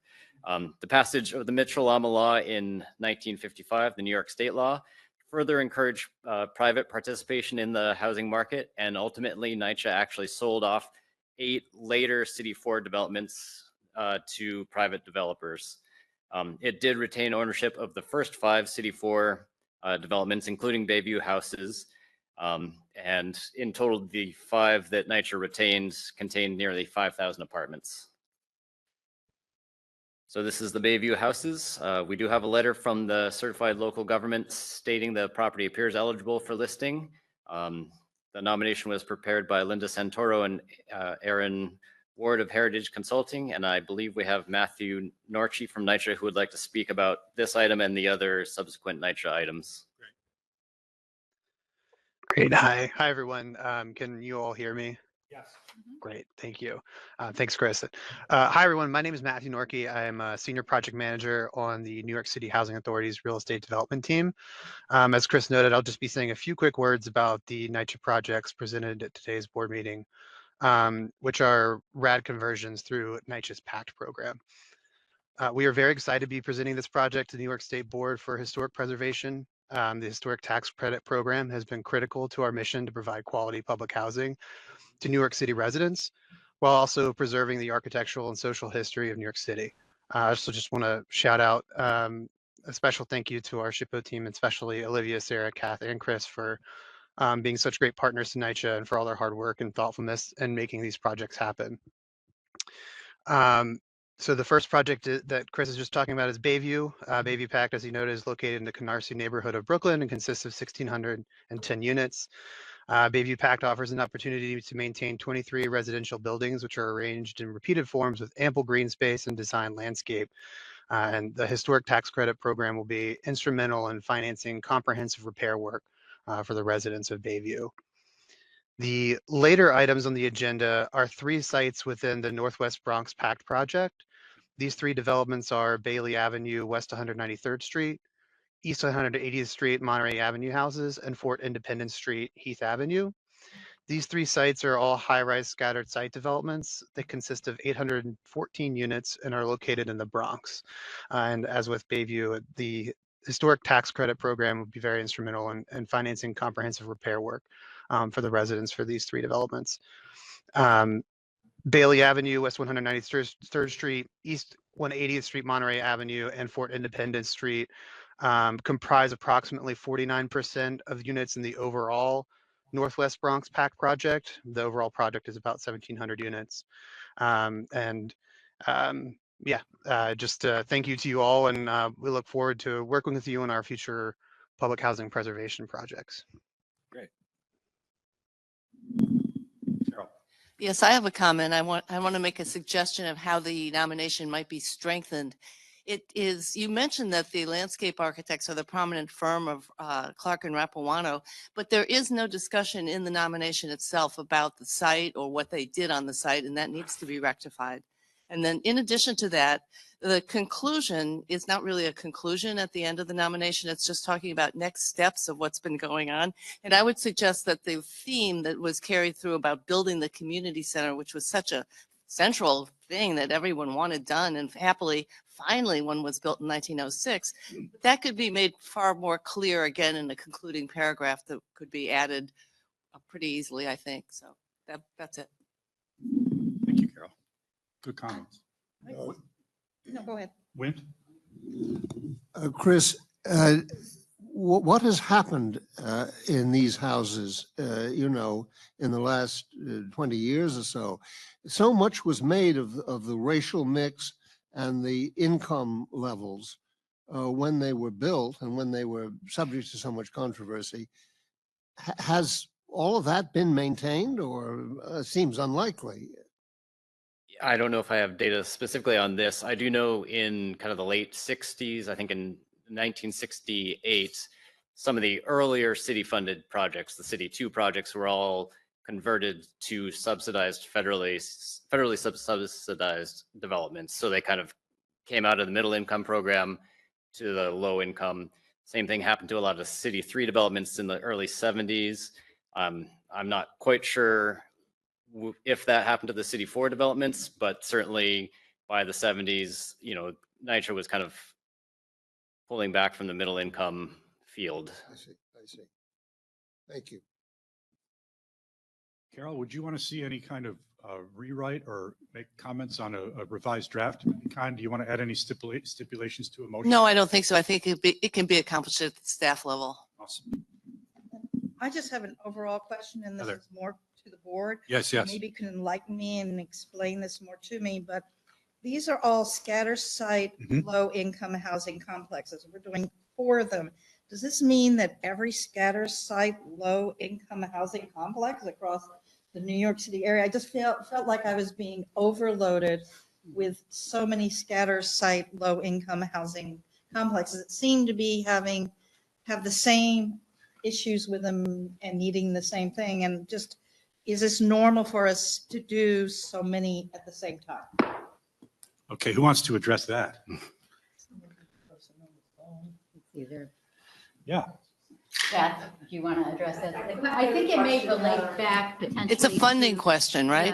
Oh, it's a good question. I think it may relate back to Similar the themes, context so why statement that's are we being doing? Because when I was reading these, I Yes. felt like I was reading the same thing. Mayor Lindsay and, Right. the Like historical why is it eligible? Why other ones might not be eligible? And that may tie back in when Kath and Chris can address this related. Okay, you're asking why we're doing so many, say, of this that represent the theme of scattered sites? Is that what you're asking? And is this going to be a thing that we're going to be doing every single time we come in here to look at? I mean, are we going to do every single scatter site? No. I'll tell you, I'm actually happy to announce this. NYCHA paid for a context for public housing that has a complete history of the program and the different themes. For example, scattered sites, vest pocket housing, the C1 through 4, the way Chris mentioned, it has all the different programs outlined. And then at the end, it has a set of registration requirements. So this is what a property, these are the property types, and this is what a property type needs to be eligible. And so from now on, when we get a new one, we would evaluate it against that property type, and some would be eligible and some might not if they don't meet the criteria. However, there's no limit on the number that could be eligible as an example of a property type. It's not as if, well, we're only going to take 3 of each kind. If they meet the property type, they would be eligible. Now, I'll tell the board members that we just received the final draft from the context statement. And for those of you who read it, we're going to have it out to you to read it very soon, to read this final draft, and hope that you will like it. We're going to meet with them in a couple weeks to discuss that, and we'll get it to all of you so that you can see it. However, NYCHA has something like 300 properties that are over 50 years old or close to 50 years old. And maybe, what was the NYCHA person's name? Matthew. Maybe Matthew can tell us how many are scheduled for the RAD program or the PACT program. So NYCHA is bringing a great many of them to us because it's the one way, by leasing them out to private developers, that they can rehab these projects that the city doesn't have the money to rehab. So this program leases them out to private developers who then can use the tax credit program to rehab them and bring better living conditions to the people who live in them. So they're bringing a great deal to us. We've done something like 20 so far. So yes, you are going to be seeing more of them. I'm not sure if that answers your question. Is that a threat? What? That was well said, Kath. It's a threat. Well, the first one that we sent down for PDIL from National Park Service, our reviewer said, "This is it, right? We're not going to be seeing any more like this." And I'm like, yes, this is it. We all had to break into this gradually and get to know the resource type and become familiar with it and learn about it and learn how to put it into a context and to appreciate it for what it was. And then thanks to Gretchen, learn to add the social context to it, not just the architectural context, which Chris in particular has been doing a great job. And so have our consultants. We've had to train them all because number one, we do want them to get their tax credits and be rehabbed. But number two, we want to tell the whole story of America and New Yorkers. And so even though there's might be something we're not comfortable with, we want to record that story too. So we are trying to balance all of that in these nominations. And it's been a learning curve for all of us, and we're still going. Yes, you're going to be seeing more. And if I can just add, I mean, yeah, Kath and Chris and everyone, they've been doing a great job on reviewing and working with the consultants on this contact statement or multiple property documentation form. And one of the things moving forward is once that comes before the board with a few nominations, those nominations will be able to be somewhat shorter, streamlined. And that was one of the comments I know Ruth brought up, is like, can we be a little bit more concise and get to the point of what really is significant? So I think that's also something perhaps to look forward to as we adopt that MPDF and more streamlined NYCHA nominations. Once the MPDF is filed, that is something that you'll review and it will be sent to the Park Service.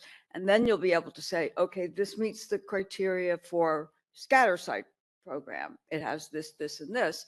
And then we'll tell the individual story of it, but we won't have to repeat the whole context. That's the beauty of the multiple property document. And hopefully, if knock on, hopefully this is wood, hopefully you might see that in June, I would say. And that will really streamline things. And, we work with about 4 or 5 different consulting firms, and they all have different skills. And we've basically been training them as well. And it's been quite a process.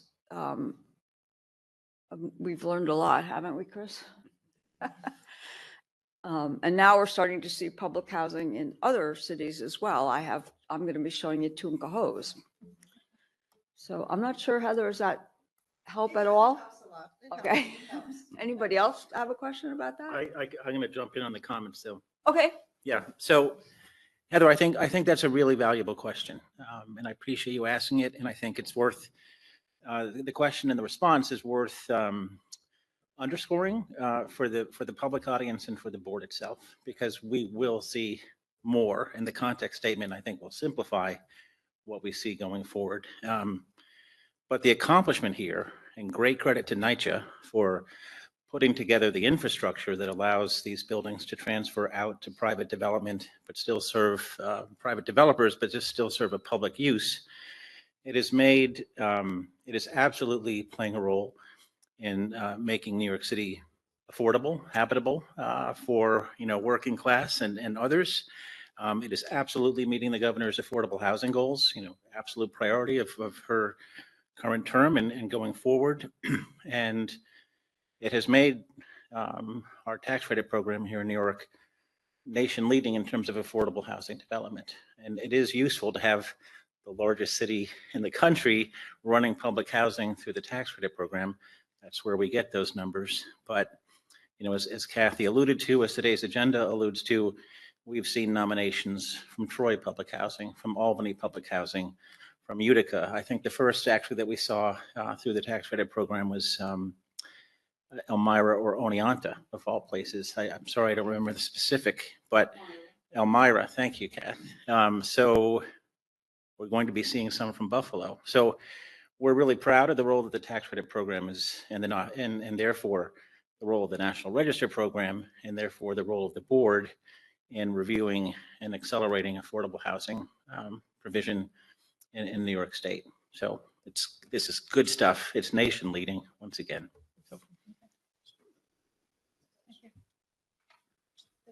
I just want more clarification. All right, we're still on Bayview houses. Any more questions or comments? Or do I hear a motion? So moved. Carol, do I have a second? Jennifer Lemack, all in favor? Aye. Opposed or abstained? Motion carries. Into the Bronx. Okay, so my next three items are all NYCHA developments that were built under the same program and located in the same general area of the Bronx. So I'm going to provide a brief overview of that program, and then I will present each item individually.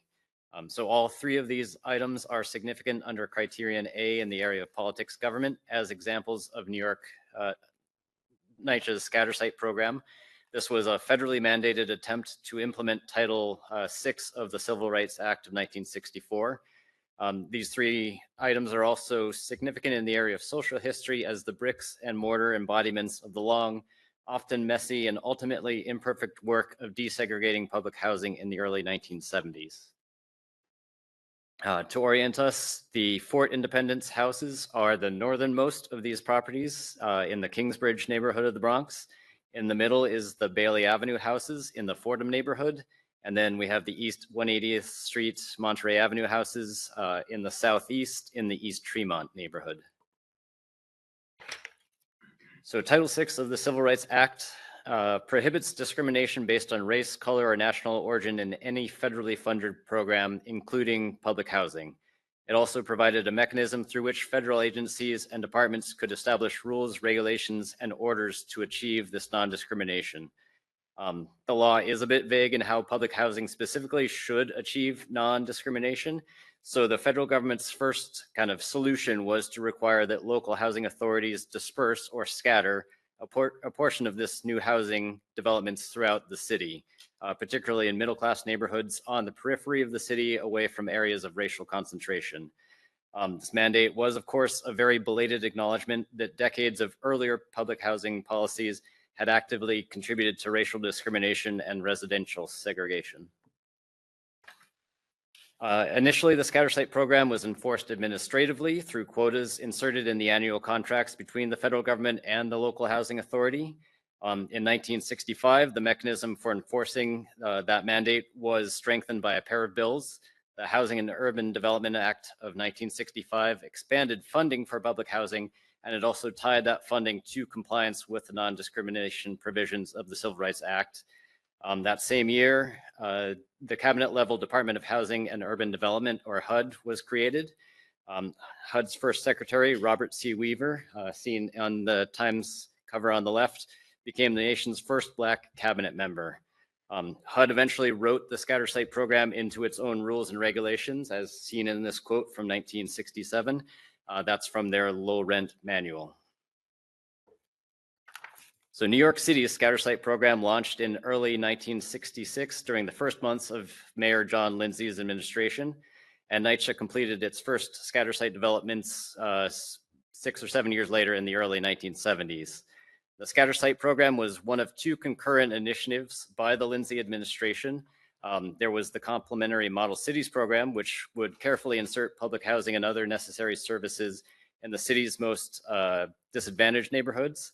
So the map in the middle shows the 3 model city areas shaded in gray. So you have Bed-Stuy, Harlem, and South Bronx. So that was the Model Cities program, and then the scatter site would be on the kind of the periphery of the city.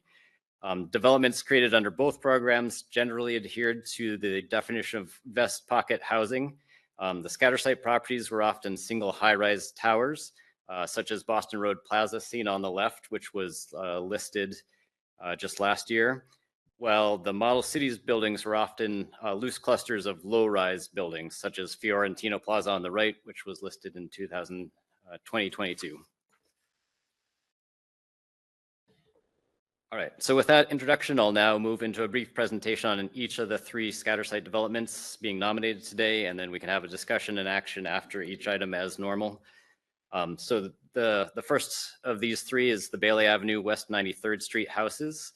As I said, it's located in the Fordham neighborhood of the Bronx. It opened in 1973 and was designed by the firm of Horace Ginsburg and Associates and John Lewis Wilson and landscape architects Coffey and Levine.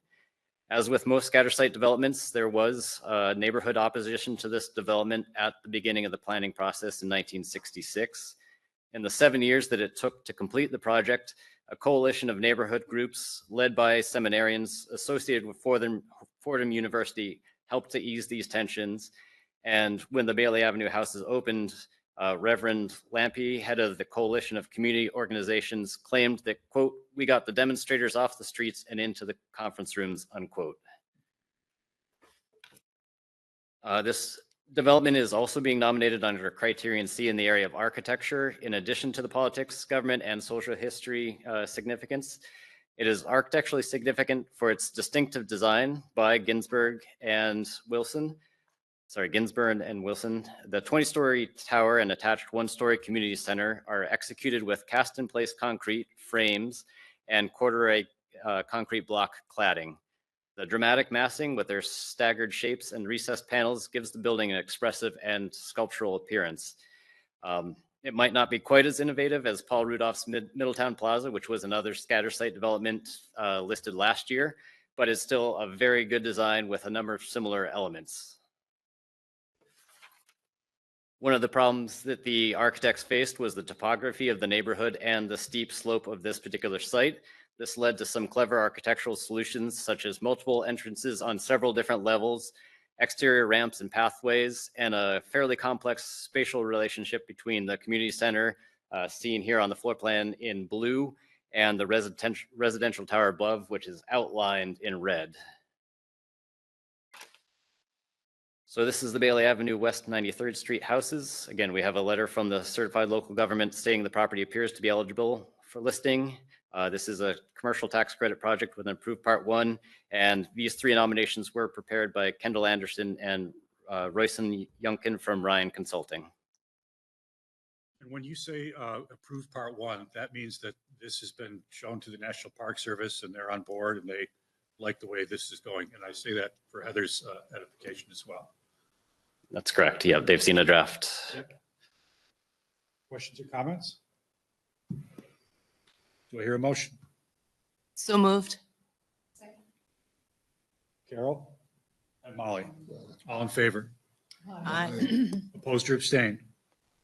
Motion carries. Right. The next item is the East 80th Street Monterey Avenue houses, which is located in the East Tremont neighborhood. It also opened in 1973 and it was designed by the firms of Henri Legendre and Associates and Houseman and Rosenberg with landscape architect Robert Malkin. This development was somewhat unusual within the scatter site program. When it was first proposed in 1966, the East Tremont neighborhood was in a state of transition. It had developed in the early 20th century as a working and middle class, largely Jewish neighborhood, exactly the kind favored for the scatter site developments. But in the late 1950s, it had been destabilized following the construction of the Cross Bronx Expressway, and thousands of families were either directly displaced or many others chose to leave the neighborhood. So in the context of these changes, the Monterey houses faced little neighborhood opposition and in fact was welcomed by the community in need of affordable housing. The building itself is also unusual for the scatter site program. I'd call it purposefully pedestrian. It does not stand out as an experimental design or unusual in materials, plan, or form. The nomination notes its relative conformity to the neighborhood in terms of scale, expression, and massing, and its mid-rise form may actually have contributed to acceptance by the neighborhood. The Monterey Houses is also unique in incorporating a standalone education center, which is owned by NYCHA but operated by the public school system. So that's the triangle in the upper left of the map. Even the site is unusual. It had remained vacant because of the large rock outcroppings that you can see in the left image. In the early 1960s, the East Tremont Neighborhood Association proposed a private housing development on the site in an effort to retain the area's Jewish middle-class residents. They ultimately abandoned that private project and turned the site over to NYCHA. The architects did incorporate some of these rock outcroppings into their design, especially in the courtyard at the center of the residential building, which you can see on the right there. So this is the East 180th Street Monterey Avenue houses. Again, we have a letter from the certified local government, and this is also a tax credit project with an approved Part 1. Yeah, I was wondering if that was bedrock or rubble in that historic photo. It's bedrock. It's bedrock, yeah. Cool. Glad to have some. Well, Carol. This nomination, like the one before it, was drafted by Ryan Associates, and I think they've done an excellent job with the presentation of both nominations. This is Molly, and I completely agree. I just wanted to say how, against the context, which I'm very excited to see, and so glad that's happening, and so proud that this board is participating in helping to support the rehabilitation of these properties and making New York City continue to be as affordable as possible for as many people as possible. This was so unique and so different relative to the other two that are in the same scatter site presentation. And I just want to say how that really stood out, the effort that has gone into creating, yes, the context, but also really identifying what was unique and contextual and nuanced about each of these situations, and how much of a process the community engagement was as in each of the developments. So thank you for that. I would like to just point out some 10 years after this project in the early 80s, the architect Henry Legendre was partnering, it was a minority firm. He was partnering with Jay Johnson and Gary McNeil. It was Legendre Johnson McNeil. And they helped a young recent graduate with her, gave her a job and helped. Henry Legendre's daughter was also an architecture graduate, and the two of us both got our licenses at the same time. And so it's nice to see a project. Here, here. Yeah. Any other comments? Or do I hear a motion? I'll move. Wint, you got it. Molly, I'm giving it to Molly. I saw movement. All in favor? Opposed or abstained? Motion carries. All right, my last item is the Fort Independence Street Heath Avenue houses located in the Kingsbridge neighborhood of the Bronx. It opened a year later in 1974. It was designed by Damon Woolley, Katie Kirk and Associates with landscape architect Ernest L. DeWald. Within the scatter site program, the Fort Independence houses came to be viewed as particularly successful. It too initially faced opposition, much of it directed at the size of the building and the lack of sufficient municipal services such as schools and transportations, but clearly there was some tension over class and especially race. Ultimately, the Fort Independence houses were accepted by the local committee. According to Mayor Abraham Beam, it was, quote, a model for the kind of results that can be achieved when government officials and community residents work together, unquote. The Fort Independence houses are also an example of NYCHA's turnkey program, which also launched in 1966. This was another effort to involve private developers in the affordable housing market. In this case, NYCHA would contract with a private developer to build the public housing development, who would then turn the keys back to NYCHA at the end of the project. The Fort Independence houses were built by a firm from Ohio who hired their own architects and landscape designers also from Ohio. The site presented similar topography as the Bailey Avenue houses, and the landscape site includes some of those concrete ramps and concrete hardscaping. And the property also incorporates a one-story community center. So this is the Fort Independence Street Heath Avenue houses. Again, we have a letter from the certified local government. And again, this is a commercial tax credit project with an approved part 1. Questions, comments, or a motion? Carol, please. Who prepared the nomination? All 3 of the scatter site were prepared All by three. Okay, great. Ryan And Consulting. by the way, it's the Permanent Affordability Commitment Together when we refer to PACT, which is the funding entity that is allowing so many of these projects to keep moving ahead now and get the buildings rehabilitated, as Molly noted. I'll move it. Do I have a second? Molly? All in favor? Aye. Opposed or abstained?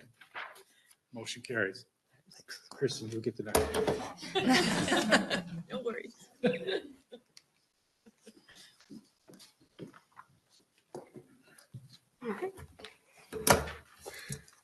All right. Today, is this mic close enough? Yes.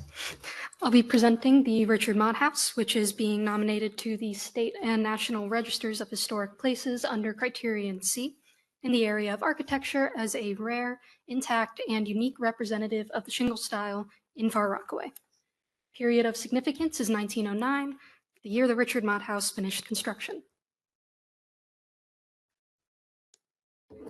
The Richard Mott House is located in the Bayswater neighborhood in the northwest corner of Far Rockaway, Queens County, facing west toward Jamaica Bay. Southern Far Rockaway developed into a popular summer vacation destination for New Yorkers throughout the mid-19th and into the 20th century. Bayswater, however, remained a more bucolic area of farms and large landholdings by notable Far Rockaway residents into the late 19th century and early 20th century, when the neighborhood was subdivided for further development and saw more homes, summer cottages, and hotels. Exemplifying the history of the Bayswater neighborhood is the Mott family, a well-established Far Rockaway family who settled in the peninsula in the 18th century. The Richard Mott House is located on the former farm of Calvin Mott, Richard Mott's father, who built the house seen directly to the east of the Richard Mott House, circled in red. Though the Calvin Mott House is extant, the Richard Mott House is being nominated individually due to the Calvin Mott House's overall lack of integrity. The Richard Mott House was present on a site possibly as an outbuilding for the Calvin Mott House circa 1880 and became used as a studio for Richard Mott over time. By the 1890s, Richard and his wife Louisa owned and operated Greylock Hall, a local hotel. It appears that Louisa took the more active role in managing hotel affairs.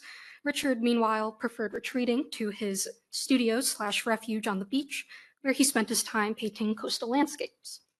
Around 1909, Richard had finished converting the building into the highly customized studio and residence seen today.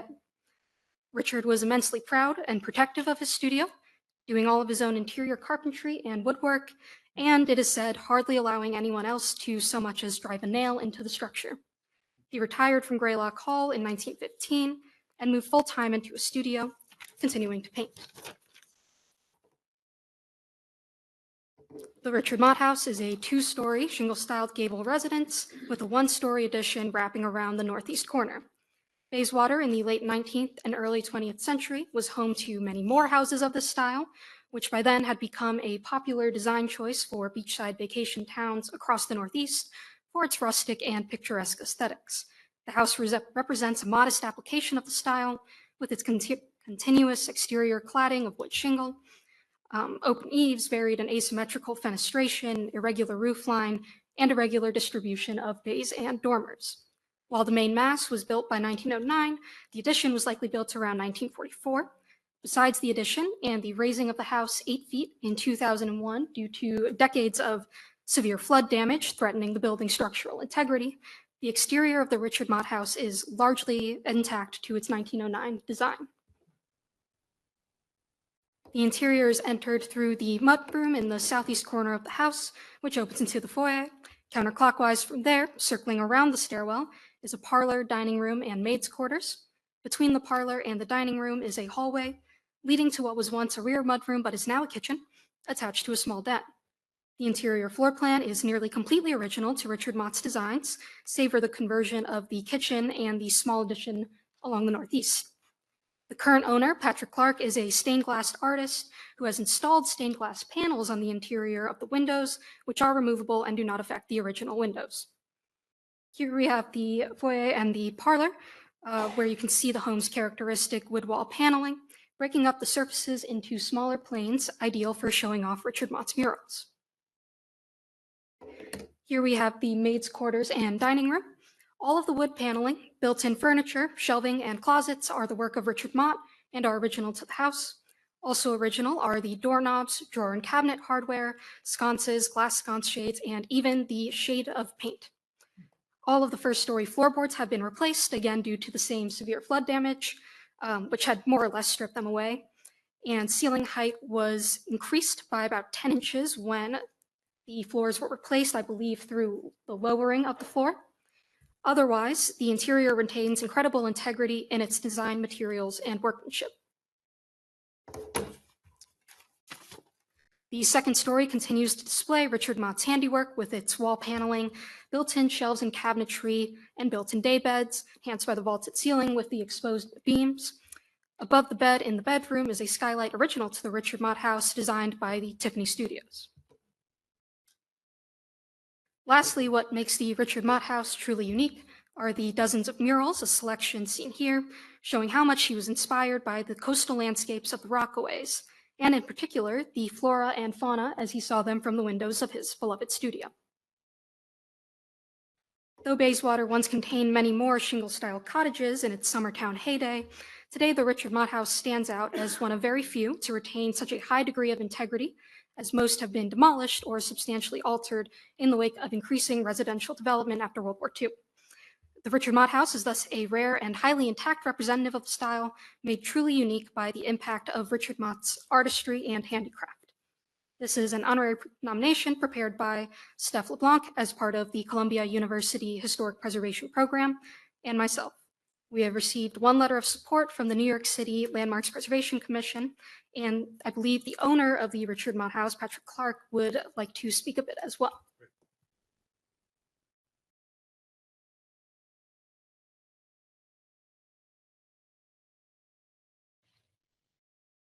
Hello? Hello. Oh, should I say something now? Yes, please. Great. I'm Patrick Clark. I'm a stained glass artist and conservator of historic stained glass in New York with my studio in Rockaway Beach.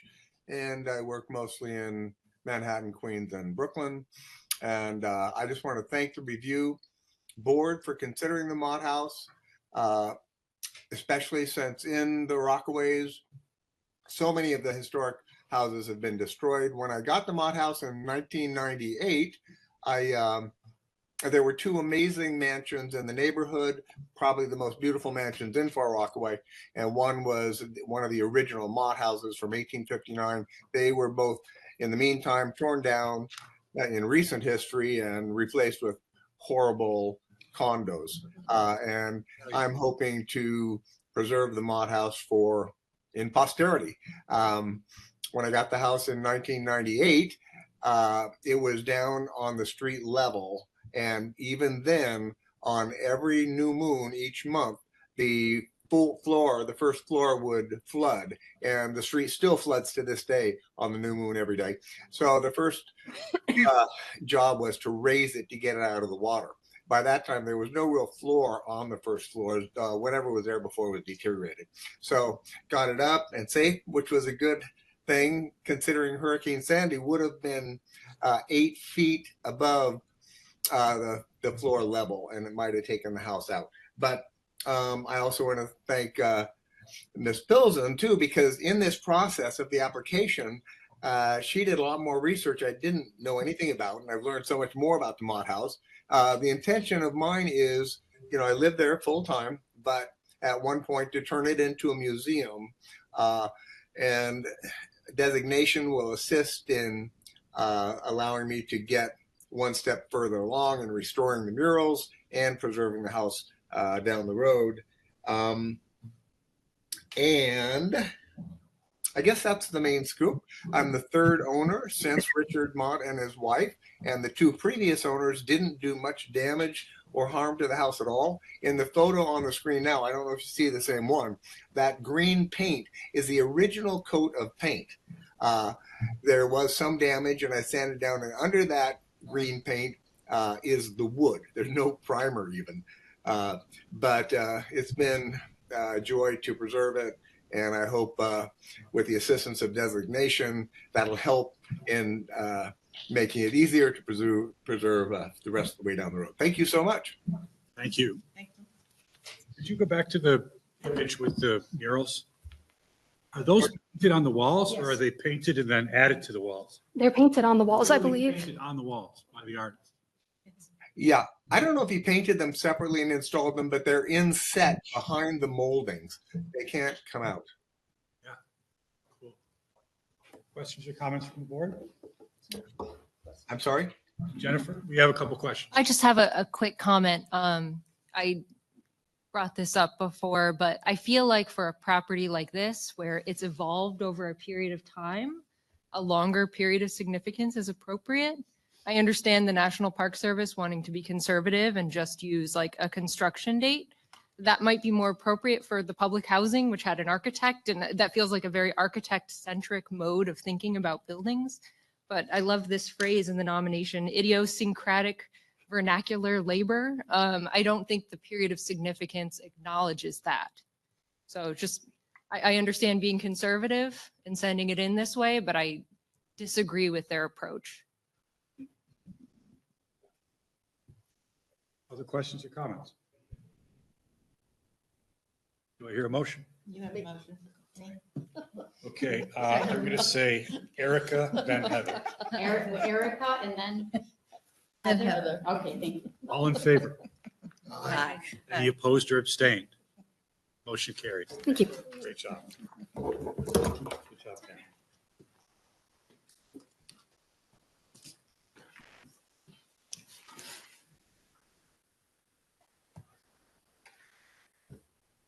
Taking us from Queens to Staten Island, the Unitarian Church of the Redeemer, today the Unitarian Universalist Church of Staten Island, located at the corner of Fillmore Street and Clinton Avenue in the New Brighton neighborhood, is locally significant under Criterion C in the area of architecture as an example of the application of arts and crafts principles to a suburban church complex.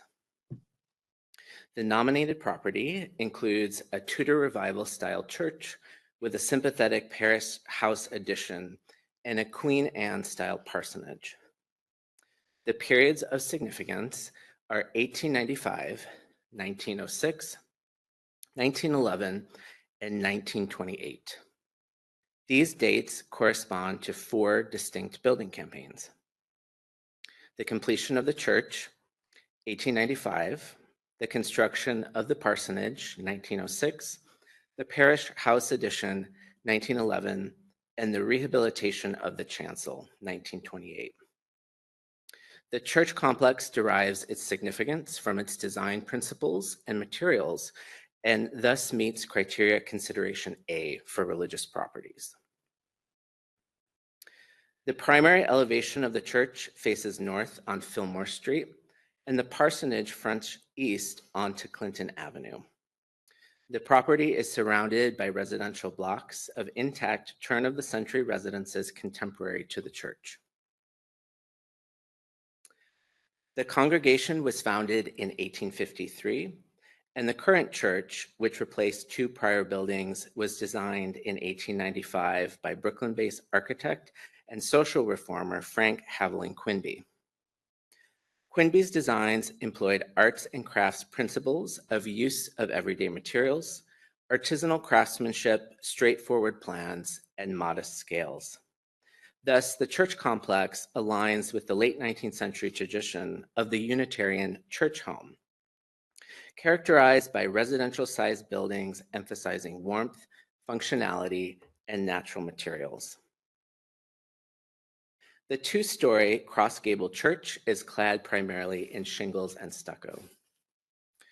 Besides its Tudor revival features, Quinby's design incorporates Queen Anne and shingle-style elements, evident in its asymmetrical elevations, intersecting gables, and dormers along the sanctuary roofline. Together, these styles were three of the most common traditions drawn on by the arts and crafts movement. In 1928, the chancel was rehabilitated by architect Carl Stilwell. A new pipe organ was installed, and the pulpit and lectern were refinished. Stilwell's work retains the craftsmanship and modesty of Quinby's original design and is the last significant alteration to the church. The church's west elevation consists of the 1911 parish house, designed by builder Charles G. Post. The interior is sparser and more utilitarian than the sanctuary, but its design and decoration are sympathetic to the overall church interior. The 1906 parsonage features more Queen Anne and shingle-style elements than the church building and represents a transition between the complex and the surrounding residential neighborhood. In conclusion, while some congregations chose more ornamental church buildings, the Unitarian Church of the Redeemer constructed a modest church home that, through arts and crafts principles, sought to be an egalitarian space for all. This honorary nomination was prepared by consultant Samuel Hosmer for the New York Landmarks Conservancy, and we received one letter of support from the New York City Landmarks Preservation Commission, which is a certified local government. Questions or comments from the board? Do I hear a motion? Kristen, do I have a second? Second. Jennifer Betzworth, all in favor? Aye. Opposed or abstained? Motion carries. Wait, which one is it? Cahoes. Cass will take us to Cahoes. He's trying to sabotage me, gave it to me upside down. Okay, good afternoon, everyone. Good afternoon. I have two public housing projects in Cahoes. They were built 10 years apart, and they are both significant under criterion A in the areas of politics, government, and social history for their association with the Cahoes Housing Authority's efforts to provide shelter for low-income and elderly citizens in the post-World War II period. They're also the only two public housing projects in Cahoes eligible for nomination. Both are commercial tax credit projects, and both drafts were prepared by Heritage Consulting. And I have someone from Heritage going to speak to you after the second presentation. So I am going to talk a little bit about Cahoes and the Cahoes Housing Authority first, and then I'll present the two sequentially. So the first one is the Roulier Heights Historic District, which is pictured here. So Cahoes is a small city, ideally sited at the confluence of the Mohawk and Hudson Rivers, and by the early 19th century, adjacent to the Erie and Champlain canals. This 1866 map shows Cohoes in relation to these waterways. So taking advantage of this location, Cohoes became one of the most important textile milling centers in 19th century America, especially known for the enormous Harmony Mills complex, the backbone of the local economy. And you can see Harmony Mills right sort of above the word Mohawk there, stretched out along the bank. Harmony became enormously successful after 1850, revolutionizing the city and spurring massive population growth, an almost 600% increase in the second half of the 19th century, many of them immigrants from Canada, Ireland, and the UK. Now, unlike Troy, which also had a thriving textile industry, Cohoes was characterized by quite a bit of mill housing provided by the company, which deducted the rent from the worker's salary. And these are just two examples from the neighborhood around Roulier. There were blocks of mill housing all over the city, and many survive. Despite a good deal of variety, they can generally be described as two-story brick or frame buildings that resemble row houses. Unfortunately, the mills declined in the 20th century, and Harmony's period of dominance ended after World War II, leaving many Cohoes citizens without secure jobs and reliable housing. Returning veterans after the war added to the problem and triggered an awareness of the city's housing shortage, as they did in many cities. The city, especially then Mayor Rudolph Roulier, began to address this in the late 1940s, and with the support of the Common Council, the Cohoes Housing Authority was established in 1852 in accordance with state law, and much of the early funding came from the Federal Public Housing Administration. The authority's first planned project, approved in 1953, was a group of 19 two-story brick buildings to be sited on a vacant lot about 2 miles south of Peebles Island on the Hudson River. And that circle marks the general location of where that site was. It was a long vacant parcel just north of a golf course.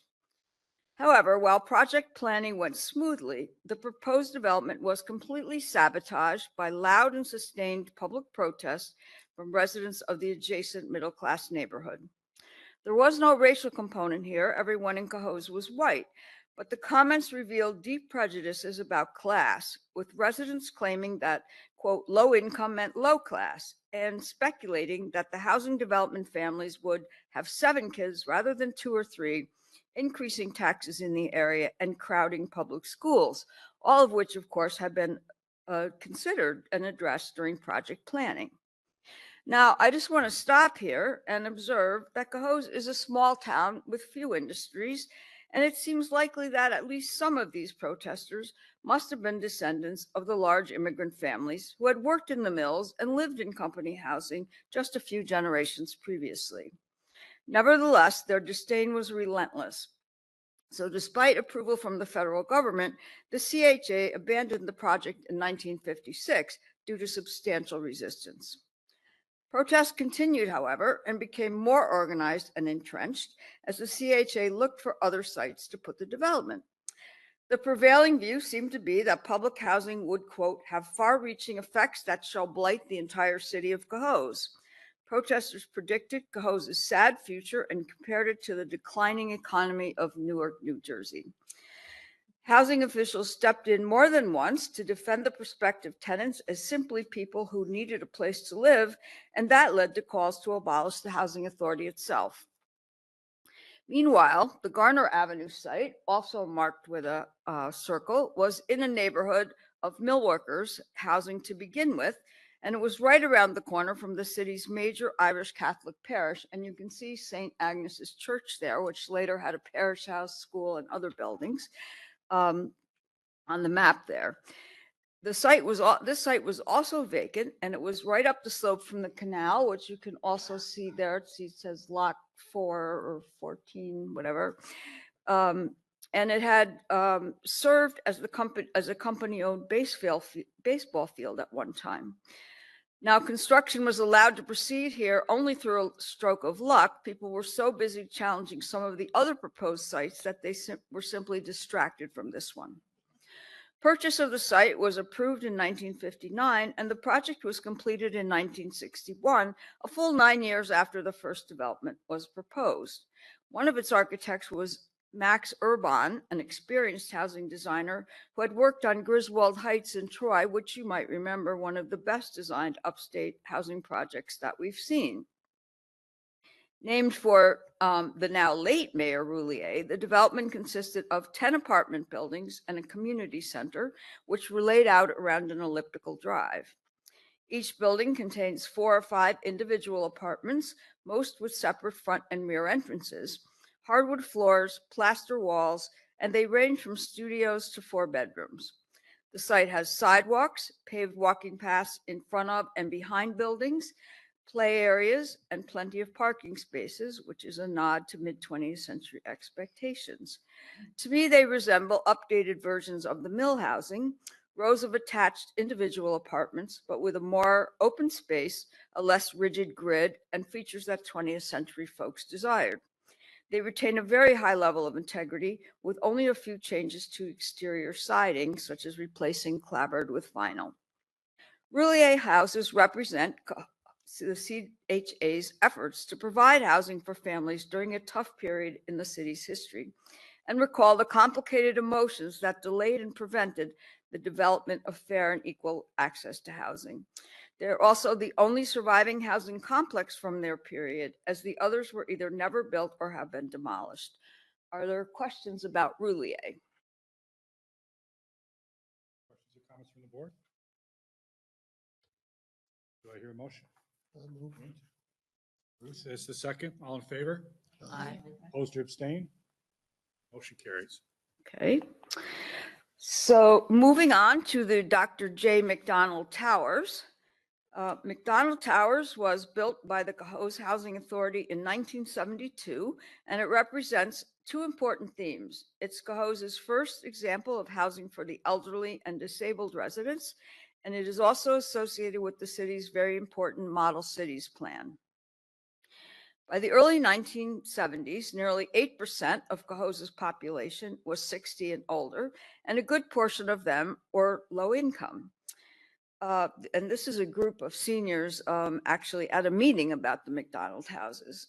Fortunately, in 1967, 2 city officials, then Mayor Jay McDonald and his assistant Paul Van Buskirk, had applied to become one of the first 75 cities funded under Lyndon Johnson's Model Cities program, a comprehensive program of community renewal that funded both construction and social programs. The Cohoes first received a small planning grant, and then in 1970, HUD approved a $13 million Model Cities grant for the city, with the first $1.8 million to be issued that year. Now, this is a map on the left is a map of the city's planned projects, and I tried really hard to find a readable copy of this, but even without the details, you can see that projects were spread out all over the city, and the poster tells us that they included projects related to health, education, social services, economic development, and improvement of the physical environment. On the list, to the right, the Cohoes Community Center, McDonald Towers, the Cohoes Demonstration Agency, restoration of the Opera House, the Senior Citizen Center, and a new public library were all completed as a result of Model City funding and/or the planning that went into it. The city got the last installment in 1974, and Nixon shut down the program in the same year. McDonald Towers was completed in 1972. The building is located at the north end of Remsen Street, anchoring the city's business district and following the prevailing theory that senior citizens should be integrated into communities and familiar neighborhoods. But in addition, the tower is located within what became a small landscaped cluster of other senior-related or compatible facilities, some funded by the Model Cities grant, including the community center and a senior center. Not all of these resources are over 50 years old, and although there is potential for a small district there, we decided to wait until they were all 50 years old to consider that. The tower is a 10-story red brick building with an exposed concrete structural system and is similar to other apartments designed for seniors in that era. While tall buildings were less than ideal for families, mid-rise or even taller buildings that could be divided into many studio or 1-bedroom apartments were more suited for the elderly. The design embodies a restrained modern aesthetic with an emphasis on form, materials, and structure. On the interior, the plan is characterized by double-loaded U-shaped corridors with 10 apartments per floor, mostly studios and one-bedrooms. The apartments followed standard recommendations featuring bathtubs with grab bars, non-stick floors, and wider door openings. A communal area with sunroom was added to the first floor in 1988 and is compatible with the original building in form and function. Groundbreaking was held in October 1969, and the tower was named after the late Mayor McDonald, who had died suddenly that year, and who was remembered for his compassion towards the elderly community of Cohoes. This building did not meet with any protest from the local community, and it was completed in 1972. It is Cohoes' first example of senior apartments and the only tower, and it retains a high degree of integrity.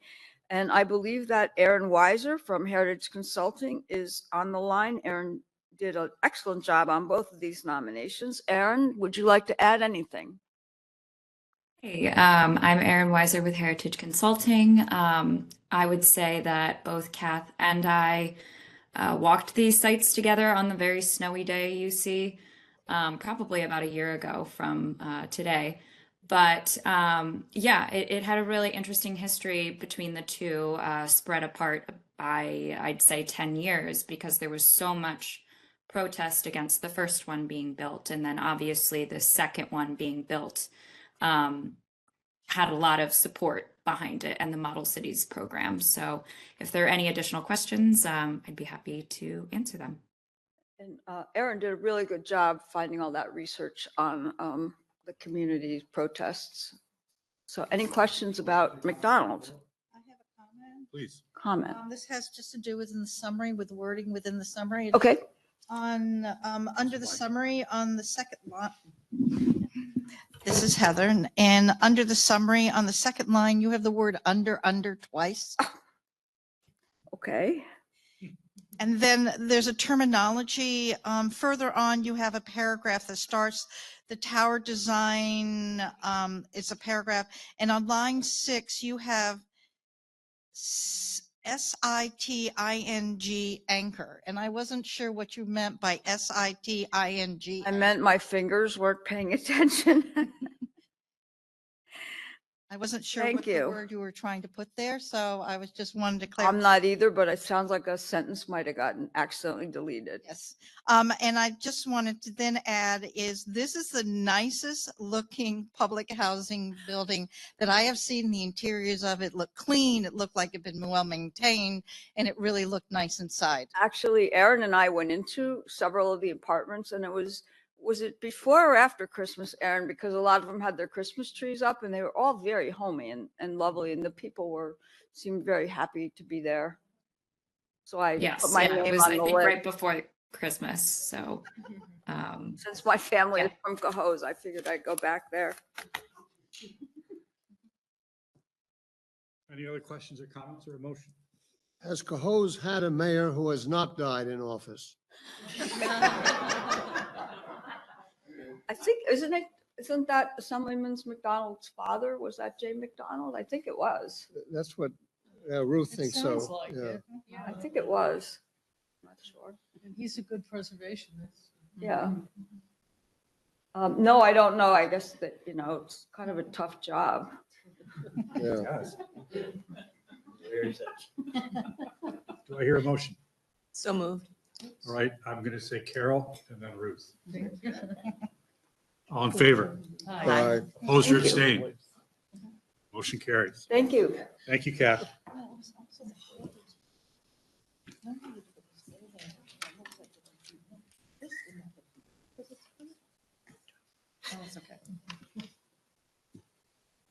Okay, good afternoon. I have two districts today. Both of them were recipients of Preserve New York grants. The first one is Schuyler Falls. Let me just run the thing here. Okay, first one is the hamlet of Schuyler Falls. This is situated at the intersection of New York Route 22B and Felton Road in Clinton County. Schuyler Falls is a small rural hamlet within the wider town that shares its name. This proposed district is comprised of residences south of the Salmon River and was once a small hub for water-powered industries that have since disappeared. This area is significant under criterion A, community planning and development, as a illustrative reflection of how industrialization transformed this otherwise agricultural community throughout the 19th century. The period of significance begins in 1827 with the establishment of the Turner Grist Mill, which is seen here today, and ends circa 1900 when the last extant worker houses were completed. Schuyler Falls is located just southwest of Plattsburgh, not terribly far from the other district nomination for Ausable Forks that I'll be presenting after this. The town is comprised of several hamlets that are largely agricultural, but due to their locations on both the Salmon and the Saranac rivers, these hamlets also enjoyed industrial prosperity in the early 19th and in the 19th and early 20th centuries. The region's numerous waterways and proximity to Lake Champlain provided transportation for goods, and it powered many mills and factories. The hamlet of Schuyler Falls coincides with property boundaries up to the Salmon River to the north. Those of you who are familiar with this nomination may have observed that 14 of 36 resources within the district do not contribute. But it should be noted that the majority of non-contributing resources are small outbuildings such as sheds, fencing, or garages. In actuality, only 3 of 19 parcels do not contribute, and 2 of these are simply because they postdate the period of significance. Early in the 19th century, some settlers from New England and the shores of Lake Champlain had made their way to the area largely to take up farming. Aside from dairy, local agricultural products consisted of oats, barley, and buckwheat, creating an immediate need for a mill that could process them into grist for personal consumption or to sell. In 1827, Ezra Turner, one of the area's earliest entrepreneurs, created the extant grist mill complex seen here. The Turner Grist Mill was one of the first manufacturing sites that sprung up on the Salmon River, and it was central to the hamlet of Schuyler Falls' development from a loose collection of sustenance farms into a hub for employment and trade. The grist mill also includes a brick residence situated closer to the road that served as a general store for part of its history. That can be seen on the bottom right. The presence of abundant water power from the Salmon River spurred the establishment of other industries such as starch factories, carding mills, and sawmills around this intersection. By the 1820s, more settlers had arrived in Schuyler Falls and became instrumental in its development. Families like the Turners, the Everests, the Weavers, and the Keats started businesses and established mills and factories along the rivers. Most became prosperous and prominent local figures via these ventures. The map on the right illustrates how well established the hamlet was by mid-century. I'm sorry, that's on the left. You're the right. This map includes several homesteads and residences that belong to prosperous mill and business owners. While most of these homes remain, the Turner Grist Mill is the only industrial resource left intact today. However, the Keat family harness shop and livery remained in business well into the 20th century. It can be seen here on the bottom right. It's located immediately across from the grist mill and is a contributing resource. Aside from the grist mill complex, the oldest extant home is the J.D. Everest House at 450 Felton Road, seen on the left. This house was originally constructed in 1839 in an unknown style. The Everest family were one of the most successful founding families in Schuyler Falls and included members such as Patriarch Josiah Everest, who for a time served as New York State Assemblyman. This house was likely built for Josiah, but was inherited by his son J.D., who converted it into the Second Empire style home seen here today. There are also at least 3 brick Greek Revival homes built in the 1850s. All 3 Greek Revival homes share a unique triangular attic window design that is also present at the Turner Grist Mills store and residence. Perhaps it was because the mill's new owner, Chauncey Turner, was particularly adept at business, or because new employment opportunities established by the Everests necessitated residential growth. But by the 1870s, a large portion of the hamlet as we would recognize it today was present.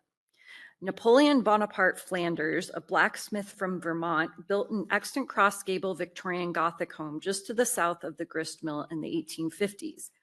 It's possible that J.D. Everest's Second Empire house next door originally displayed a form similar to the Flanders home, but either way, the Flanders house stands out on its own as one of the best surviving examples of mid-19th century brick architecture in the hamlet. It's the only home to exhibit steeply pitched cross gables and a wraparound porch. The second wave of development took place the last decade of the 19th century. A few surviving frame houses were constructed circa 1800, 1880, and 1890 on Felton Road. These homes incorporate Queen Anne inspirations such as bay windows, scallop shingles, and asymmetrical designs. Most likely, these homes belonged to middle-class managers or merchants within the hamlet. While houses on Felton Road grew more elaborate as the residents' fortunes improved, a series of modest front gable houses were built on this time on Route 22B to house workers. These can be characterized as vernacular with little to no style, but they are an important testament to the labor needed to keep industrial sites running. The Turner Grist Mill ceased operations in 1933, and over the 20th century, the mills and manufacturing facilities on the riverbanks began to be dismantled or lost to the elements. The hamlet saw infill largely to the south and west beyond the boundary of the district. In 1951, the grist mill dam collapsed, which was one of the last landmarks on the river. As such, the proposed district is the last intact area that shows how rapid 19th century industrialization impacted residential development in Schuyler Falls. This is an honorary nomination. As I said, it was made with the assistance of a Preserve New York grant, and the nomination was prepared by Adirondack Architectural Heritage and myself. Just yesterday, we received a letter of support from the supervisor of the town of Schuyler Falls and another letter of support from the Clinton County Historical Association. We received no letters objecting to this nomination. Are there any questions or comments? I have a comment. Please. I'm sorry, but No, that's what we're here for. In the summary, online, this is Heather, and in the summary, line 3, you have the word around it, twice. Thank you. Do you want to come work with us? Go through these 5 times and stuff starts to disappear. I used to have to Exactly. do proofreading in a former Great. job. Thank you. Okay, noted. This is a nomination that also pays some deference to prehistory as well as history, if I can phrase it that way, and tries to do a good job of, talking about what happened on this land before Euro-Americans came here. There's a couple red flag words used in that, like the term archaic, referring to sort of Bill Ritchie's construction of archaeological cultures across New York State for 12,000 years. We're trying to get away from using terms like that. And as a member of the New York Archaeological Council, we're working on a document in consultation with Indian nations about proper terminology, and I could share some of that with you. This is a minor thing, but I want to bring it up. And I want to compliment both this form and the next one, the Ossable Forts nomination, for at least reckoning with thousands and thousands of years of what we formerly called prehistory, before these buildings got built. So I'll have a comment on that one as well. And I'll share some stuff with you by email. Please do. I think, in fact, probably all my colleagues would enjoy, or not enjoy, but find that useful. So, okay. Thank you, Doug. I just want to echo a comment similar to what Ruth said earlier. This one especially struck me as it seemed like it might have been appropriate for architecture to be an area of significance here, especially given what a small district it is and how cohesive it seems to be. So just offering that as a comment. Yeah, that actually came to mind when you were discussing the earlier district. Sounds very similar. It's something we'll definitely take into consideration. I think it's the same issue of a level of integrity and infill, going back and forth of what would be appropriate boundaries as well. So it's initially, I don't know if we did have architecture in this one initially and we removed it. I feel like this one had context. Yeah. This one's been ongoing for about 4 or 5 years, so. Okay, thank you. Do I hear a motion? So moved. Second. Erica and Ruth. All in favor? Aye. Any opposed or abstain? Motion carried. Okay. Moving on to Au Sable Forks is situated on the border of Essex and Clinton counties. Au Sable Forks is a rural hamlet within the town of Jay. The proposed district includes residences, religious and civic buildings, and a 2-block commercial core. As a rare surviving company town, this district is significant under criterion A for community planning and development for the ways in which the J&J Rogers Company specifically shaped its growth and character for over 100 years. The district is additionally significant under criterion C as a cohesive example of a 1920s commercial corridor erected following a devastating fire in 1925. The period of significance begins circa 1828 and ends in 1964, marking the earliest and the latest buildings to be constructed within the time frame that iron ore and paper manufacturing industries drove the regional economy. Au Sable Forks is located in the eastern Adirondacks, slightly north of the Keene Valley. It's the largest of 3 hamlets in the town of Jay, and historically it has served as the commercial center of the wider township. The hamlet is primarily defined by the convergence of the east and west branches of the Au Sable River, encompassing the town on 3 sides. The historic district roughly correlates to the river on the north, south, and the east, while to the west, the boundary ends where the development gives way to forests and hills. This nomination includes 80 contributing and 29 non-contributing resources across a 30-acre area. As the map on the right shows, 83% of parcels within the district contribute, as the non-contributing resources are primarily secondary outbuildings, similar to as in Schuyler Falls. 2 individual properties that have been previously listed on the National Register lie within the district boundary. Those can be seen shaded in orange. In the 19th century, many communities in northern New York benefited from their proximity to waterways and forests. Rivers provided power to manufacturing facilities, while the Adirondacks provided an abundant source of lumber. Because of its location, Au Sable Forks was well positioned to be a small but important industrial powerhouse in the region.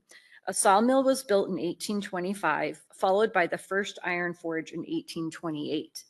But the commercial and residential growth in Au Sable Forks that followed was primarily influenced by the J&J Rogers Company. As the main driver of development and employment from the 1830s on, J&J Rogers essentially made Au Sable Forks a company town, the only one of its kind remaining in the Adirondacks, or at least the eastern Adirondacks today. Prior to the J&J Rogers Company, the Sable Iron Works was the primary ore manufacturer in the area. Following the Panic of 1837, Sable Iron Works investors James Rogers and John Weed Rogers purchased the operation for a low price and reformed it as the J&J Rogers Iron Company. Within just a few decades, the Au Sable River Valley was transformed into the most important region in the Adirondacks for iron mining and processing, with the Rogers Company headquarters located in Au Sable Forks. James Rogers, who's seen here on the right wearing an outfit that I describe as mining chic, focused on building up the company's holdings. This included a forge that lent its name to what is now Forge Street, 2 sawmills located where the northern end of downtown is now, the main ironworks directly across the river to the east, and the Rogers Company store where workers could purchase goods using company script. That's in the middle. Unfortunately, none of these properties are extant today, but Rogers' influence on daily life survives. The Rogers Company's influence on daily life survives via homes and other community buildings that were company owned. For the remainder of the 19th century, Au Sable Forks was the primary place of residence, worship, and commerce for workers and managers alike. The town owned the homes, ran the schools, and largely controlled the destiny of the people residing there. By 1880, the iron industry was all but dead, and the J&J Rogers Company was at risk of total bankruptcy. Newer mines out west, advanced technology, and deforestation in the Adirondacks all led to the industry's decline.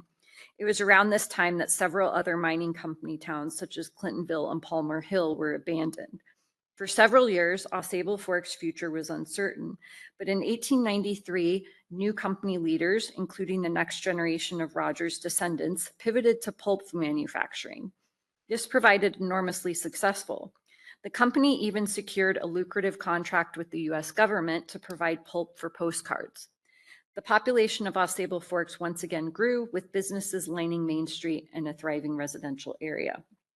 In 1925, the streak of good fortune ended when an early morning fire devastated the Ausable Forks commercial district and adjacent residential area.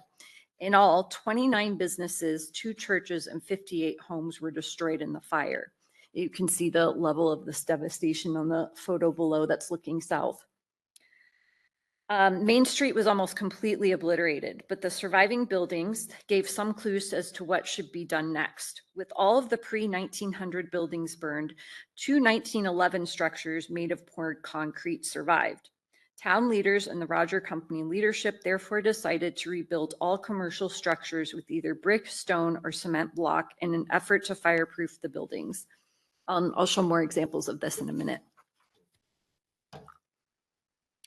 For decades after the fire, the Rogers Company continued to be the main employer and the most important influence on life in Ausable Forks.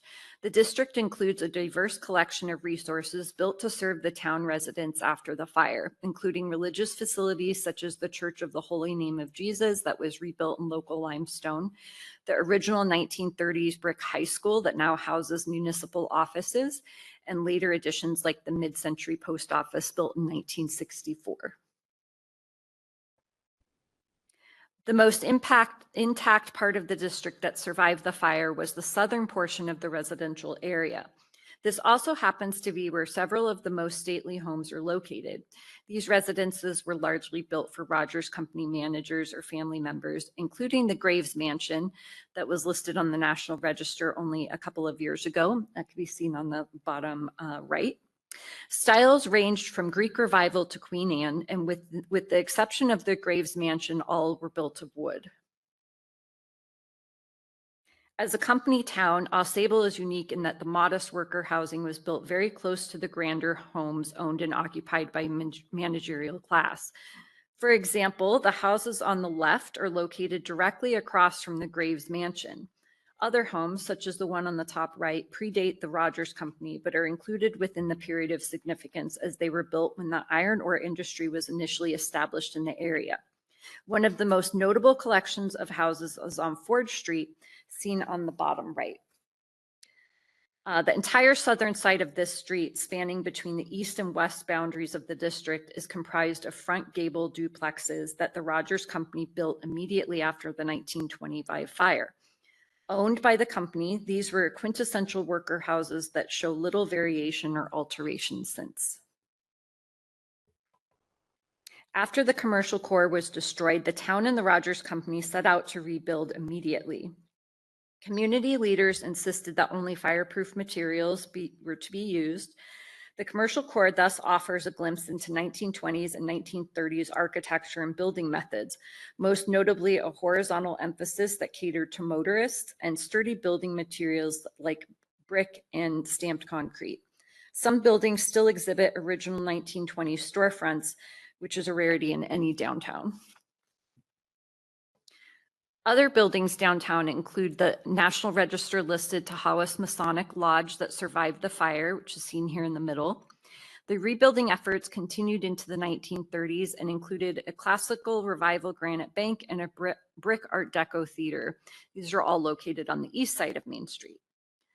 The J&J Rogers Company stopped production in 1971.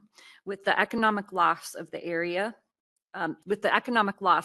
biggest employer, development ceased.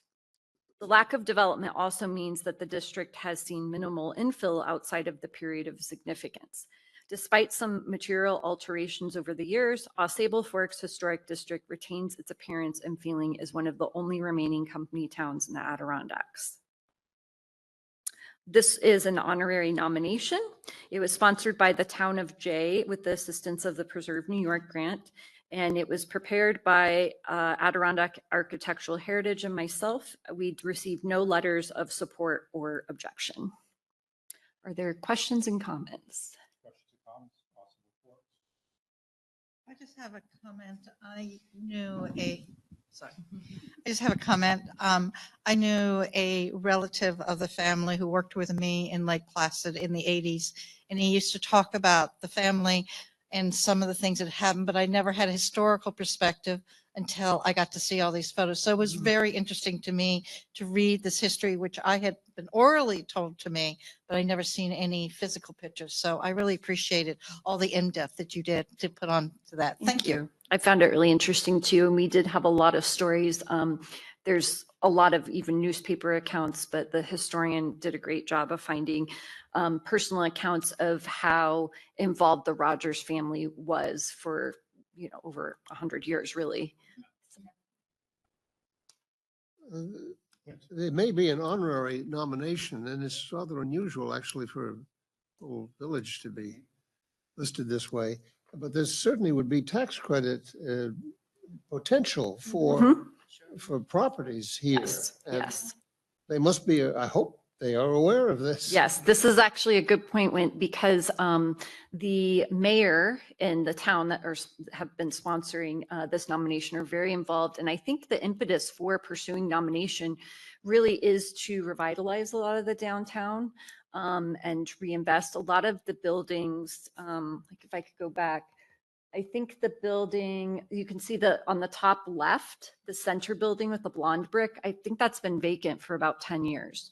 So they really are investing in different ways to get grant funding and other economic development in the area, which will be great. Do I hear a motion? Jennifer Betzworth. Heather, all in favor? Aye. Opposed or abstained? Motion carries. Thank you.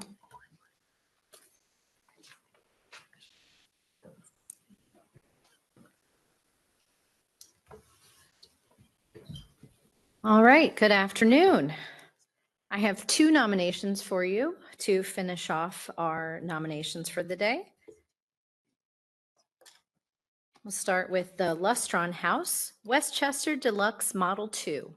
This is located in the city of Syracuse, Onondaga County, and is being nominated under Criterion C in the area of architecture and engineering for its association with important developments in post-World War II prefabricated houses, which specifically used an assembly line production of all steel building components, and for its modern durable gable roof ranch design. The Lustron House was a technologically advanced prefab solution to the severe housing shortages in the post-war era. The period of significance for this Lustron House is 1949, when the house was constructed at this location. This house also meets the eligibility requirements under the Lustron Houses in New York Multiple Property Determination Form that was listed on the National Register in 2007. Carl Strandlin marketed his Lustron homes with the slogan, "The House America's Been Waiting For." An inventor and engineer, Strandlin joined the Chicago Virtuous Enamel Products Company in 1942. They specialized in steel enamelware for companies manufacturing household appliances and architectural panels for storefronts and interior walls. In 1946, after being denied steel for prefabricated gas stations, Strandlin began formalizing the idea that unit assembly used for automobiles could be applied to manufacturing houses desperately needed during the post-World War II housing shortage in the United States. Engineers came up with the house design, and meetings between Strandlin and the National Housing Agency led to the creation of the Lustron Corporation. A former Columbus, Ohio aircraft manufacturing plant was leased and converted into the Lustron plant to mass produce the housing components made from enamel steel panels. The plant became fully operational in January 1949. Another one of the company's innovations was delivering the house components on one truck bed and unloading them in exactly the order in which the house was constructed. The Lustron Corporation had an aggressive advertisement campaign proclaiming the houses as being fireproof, decay-proof, vermin-proof, rust-proof, and termite-proof. The company set up dealership franchises with contractors, much like the automobile industry, and constructed model homes for people to visit. As the most heavily subsidized company in the housing industry at this time, the Lustron Corporation was plagued with controversy. The company could not produce as many houses as they had promised, and the cost of the house, starting at $6,500, soared to over $10,000. The relationship with dealers was consistently strained because of overhead costs and low profits for the dealers. Mounting pressure from construction unions, lumber and concrete companies reduced the political support for the project, and the company ceased production in June 1950. Only about 2,600 homes were shipped nationwide. As of December 1949, 103 houses had been shipped to 13 dealers in New York State. The 2007 multiple property determination form identified 99 Lustron houses in New York, with 7 of these already being demolished. 6 were constructed in Onondaga County, and only 4 of those are currently remaining. The Lustron Corporation designers developed 3 models of houses: the Westchester, the Newport, and the Meadowbrook. Each came with 2 or 3 bedroom models, with or without the deluxe package, which offered more built-in features. The exterior of the house was offered in dove gray, maize yellow, surf blue, and desert tan, with interior options in neutral gray, ivory, blue, yellow, and pink. The 2-bedroom Westchester model was the most popular. The house included a living room, dining area, kitchen, laundry and storage, hallway closet, bathroom, and 2 bedrooms with closets. Large aluminum case picture windows were included in the living room, dining area, and both bedrooms. Deluxe model built-ins included a pass-through china cabinet between the dining area and kitchen, ceiling radiant heat, a projecting bay window and built-in bookcases in the living room, and a built-in vanity with wardrobe cabinets in the main bedroom. This Lustron house was constructed by Woodruff Construction, Inc., a Lustron dealer in Syracuse. The construction company purchased the lot that was being developed from land known previously as the Sycamore Hill Tract. This lot was purchased then by Earl and Anne Buckingham in May 1949, and a mortgage for $8,000 was included in the deed with the construction company. The construction company, as the dealer for the Lustron house, would work with the property owner to pay the Lustron company, have their home delivered and assembled on site. The interior of this model is neutral gray. Here are the living room and dining area. The house retains the built-in bookcase, china cabinet, and even the original aluminum case windows. The floors were updated sometime in the last decade. The kitchen has an updated countertop and appliances, but retains the original cabinets. The bathroom retains the original bathtub. Here are the 2 bedrooms with their original picture windows. The main bedroom on the left still has the built-in vanity and space-saving built-in wardrobe and cabinets. This Lustron house, Westchester Deluxe Model 2, retains all the critical components outlined in the registration requirements of the multiple property determination form, including the integrity of massing, the steel wall and roof panels, integrity in the interior plan, materials, and built-in components, the aluminum windows, and the concrete foundation. And this is an honorary nomination. We have received 3 letters of support. One of those letters is from the mayor of Syracuse and the Syracuse Landmark Preservation Board. And I also have the homeowner, John, on the line. If you would like to say a few words, John. Sure. Can you hear me all right? Yes. Yes. Perfect. So just wanted to say thank you for considering the nomination of this Lustron home for listing on the Register of Historic Places. I'm fortunate to be the current owner of the property, but I really see my role as being the caretaker and the steward of the property for future generations. Fortunately, this Lustron home has almost all of its original characteristics. It's got the original roof, windows, and the optional storm windows. I'm very grateful that the original owners went for the optional storm window package in this climate. Outdoor lights, kitchen cabinets, bathtub, and even the doorknobs and locks on the exterior doors. The pass-through between the kitchen and the dining room, which seems to have been torn out on many other Lustrons, is still intact. And that's all thanks to the previous owners who resisted the temptation to alter the house to conform to passing trends, which would have destroyed its integrity and character. Even the original assembly instructions, the Lustron erection manual, are still here. I've really enjoyed searching through historic newspaper archives to learn more about this particular Lustron home's history. So for example, in 1957, the owners, the Collins family, gave birth to a baby on Christmas Day. And then a few days later, a robber pried open the rear window to this Lustron and then stole the presents out from under the Christmas tree. And the newspaper records that that included nylons, drinking glasses, and even diapers.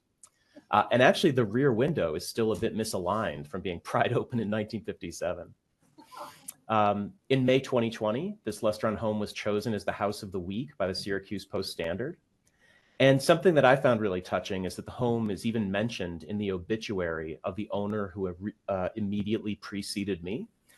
So that obituary reads, "He became the proud owner of an all-metal Lustron home, which he thought of as his mid-century modern rocket ship, where he watched spaceship launches with his grandkids." And to me, that just like speaks volumes about how much people love and appreciate the design of the Lustron, that someone's affection for it even ends up being mentioned in their obituary. This is a really special home, and I'm really delighted by how many people enjoy it and love to discuss it. I'm honored to be its caretaker, and I will follow the example of my predecessors and will maintain it and preserve the integrity and original features. I am very grateful to Aaron Zernecki for preparing this nomination, and thank you, State Review Board, for considering this home for listing on the registry. And I sincerely hope that you approve the nomination. Thank you. Thank you, John. Questions or comments? Please. I have a question for the owner. Maybe it's because my feet are freezing right now, but is it well insulated? Because a metal house seems cold to me. So it seems like somebody along the way added some additional insulation in the gap between the interior and exterior walls, but it's really cozy. Because it's on a slab and the heating is in the ceilings, the floor does get cold, so slippers are a good idea, and little bit rugs, of course, but it's a very cozy house. In the image with all the trucks, is there a complete house on each truck? Or does it take 50 trucks to build one house? No, actually, part of their advertising is that they could ship your house on one truck. One truck. So the way that all of the components are on that one truck bed and it would come to your house, and the way they took them off the truck bed is how they would construct the house. And this company failed because so many people wanted to buy these and they couldn't keep up. I mean, was it an issue of not being able to scale this idea? There were a few issues. Yeah, they couldn't keep up. The price soared.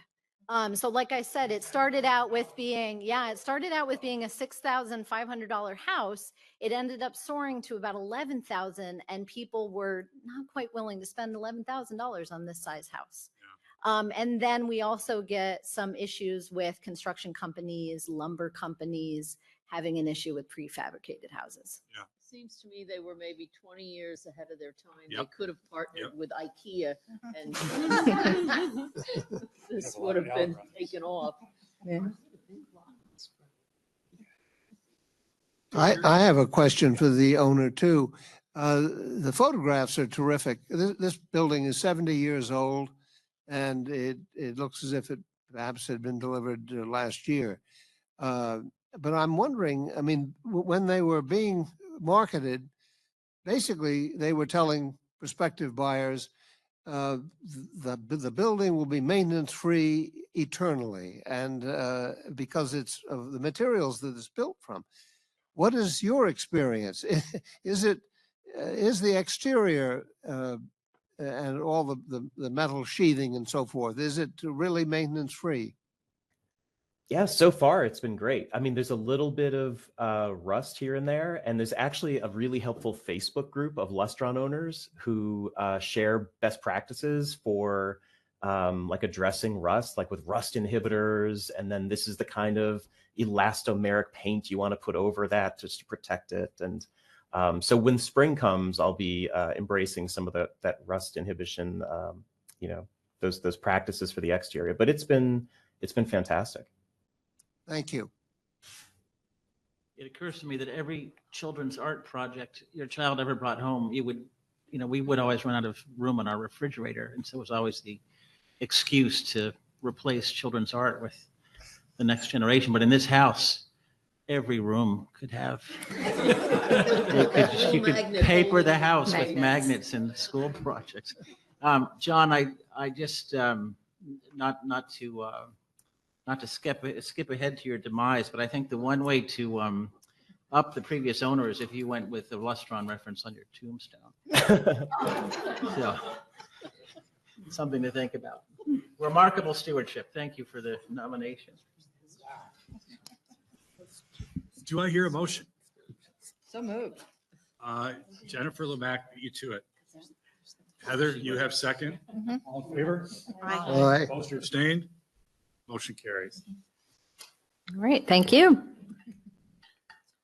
Last but not least. All right, and we will finish up with the West Winfield Historic District, which is located in the town of Winfield in the southwest corner of Herkimer County. The district is being nominated under Criterion A for community planning and development as a representative community at the intersection of two important transportation corridors. And by 1810, locally important water-powered industry centered on the confluence of North Winfield Creek and the east branch of the Unadilla River led to growth and expansion of this crossroads hamlet into a village. The period of significance for the district begins circa 1790 with an extant blacksmith shop that is on Main Street and the early settlement of the hamlet. It also extends to 1970 when the last significant mid-century building in the village was constructed, which is a Federated Church on Main Street. The West Winfield Historic District consists of 259 contributing primary buildings, 51 non-contributing primary buildings, and 4 contributing sites, with 1 previously listed residence on East Main Street. The settlement and growth of West Winfield relied on the development of 19th century transportation in New York State. The Great Western Turnpike, now State Route 20, chartered in 1803, connected central New York with the Port of Albany. This turnpike offered an upland east-west route that paralleled the Mohawk Valley and formed the predominant freight route over the Allegheny Plateau before the Erie Canal was built. Once the Erie Canal offered faster transportation to Atlantic markets, north-south routes were established from communities to reach the canal. The Utica-Burlington Plank Road, chartered in 1849, now North and South Streets, intersected the village as the community's route to the canal. Beginning in circa 1872, the construction of a railroad spur line of the Delaware, Lackawanna, and Western Railroad encouraged creameries and new steam-powered businesses adjacent to the passenger and freight station immediately south of South Street and the east branch of the Unadilla River. The early commercial district aligned with the turnpike and was flanked east and west by closely set residences. Businesses focused on travelers, including taverns, hotels, stores, wagon shop, and blacksmith shops. And then 19th century industry along the Winfield Creek and the east branch of the Unadilla River supported local agriculture, including grist mills, 2 cheese box makers to ship locally made cheese, a sash and blind factory, sawmills, lumber yards, indicating a healthy building trade in the area, and other industries such as a tannery, woolen mill, and a cabinet shop that shipped raw and finished goods for markets across the state. The West Winfield Historic District is also being nominated under Criterion C in the area of architecture for its intact inventory of building types and styles dating from the early 19th century to the mid-20th century. Early residential streets established in the village show narrow street frontages and deep yards with trees lining the sidewalks. Both of these images show Academy Street, one of the first residential streets laid north of the turnpike. These images look both north and south, and they show that this street in particular, but a lot of the streets in the village still retain that residential setback and tree-lined sidewalks. Residential construction in the 19th century included many of the most popular architectural styles, and here are some examples of versions of Italianate and Queen Anne styles that we see throughout the village. And then continued development in the early 20th century focused on the east side of the village and filled in vacant lots along Main Street and Fairground Road.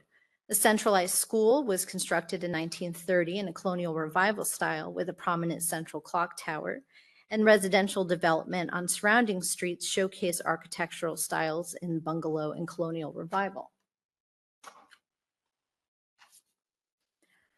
The largest local employer, Heitman Leather Company, stayed in business until 1968, and post-World War II construction of housing in the village saw an increase in the 50s and 60s. A new neighborhood in the northeast corner of the village, along with new residences along Burroughs Road in the southeast, was the last large development in the village. These residences showcase popular ranch and split-level styles from the mid-20th century. This nomination was sponsored by the Village of West Winfield with grant funding from the Preservation League of New York State. And the nomination was written by Jesse Ravage. We have received one letter of objection and no letters of support. And this is the West Winfield Historic District. Questions or comments from the board? Just another absolutely wonderful model nomination from Jesse. The community history here, social, cultural, economic, as well as, of course, the built environment, is superb. One wishes there could be this for every community in New York State. I'd be happy to nominate it. Erica has second. All in favor? Aye. Opposed or abstained? Motion carries. All right, thank you. Safe travels. All right. On to the Deputy Commissioner's report. Behind schedule.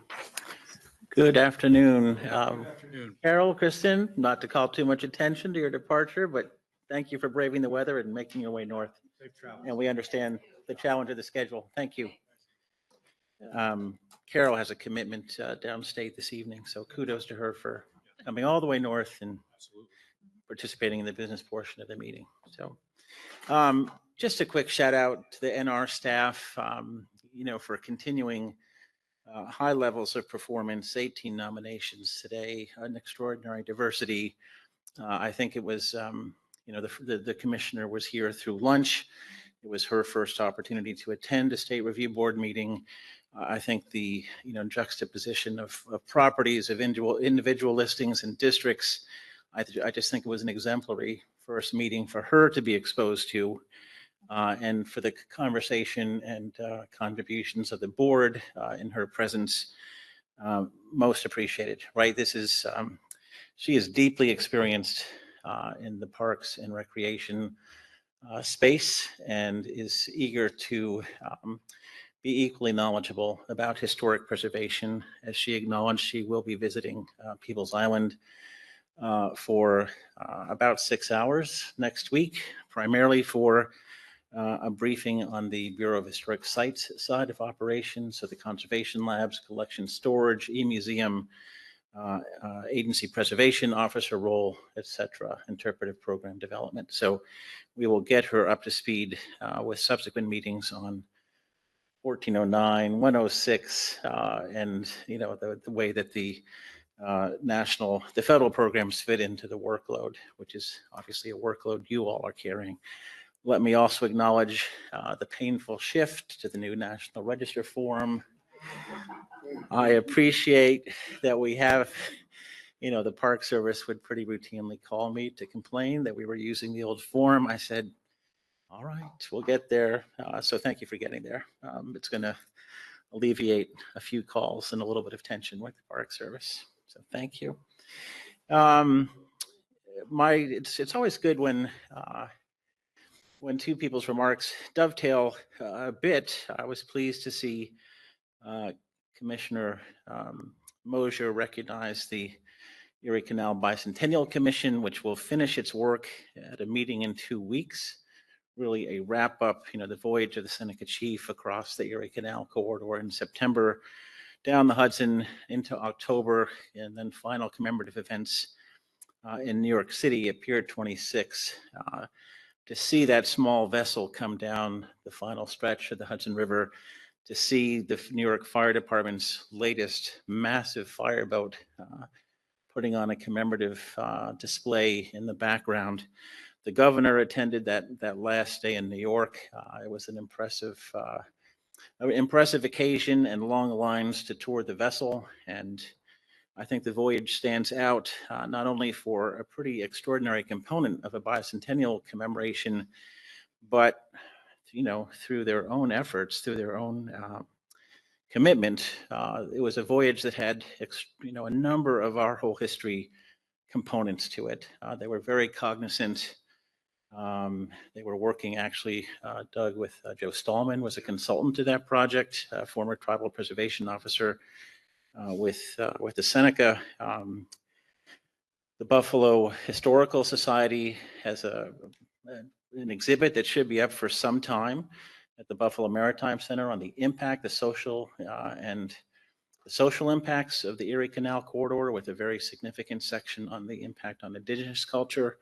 Worth, when staff gets to Buffalo, worth taking time to get down there to see that exhibit.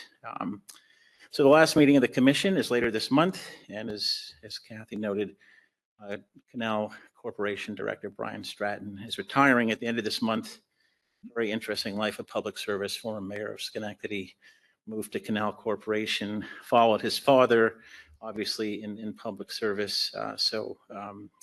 His retirement party is tomorrow evening in Saratoga Springs. The New York State 250th Commission, our next meeting is next week, December 10th at the Schomburg Center in New York City. Joy Bivens, who's director of the Schomburg Center, is hosting us there. She is a commission member.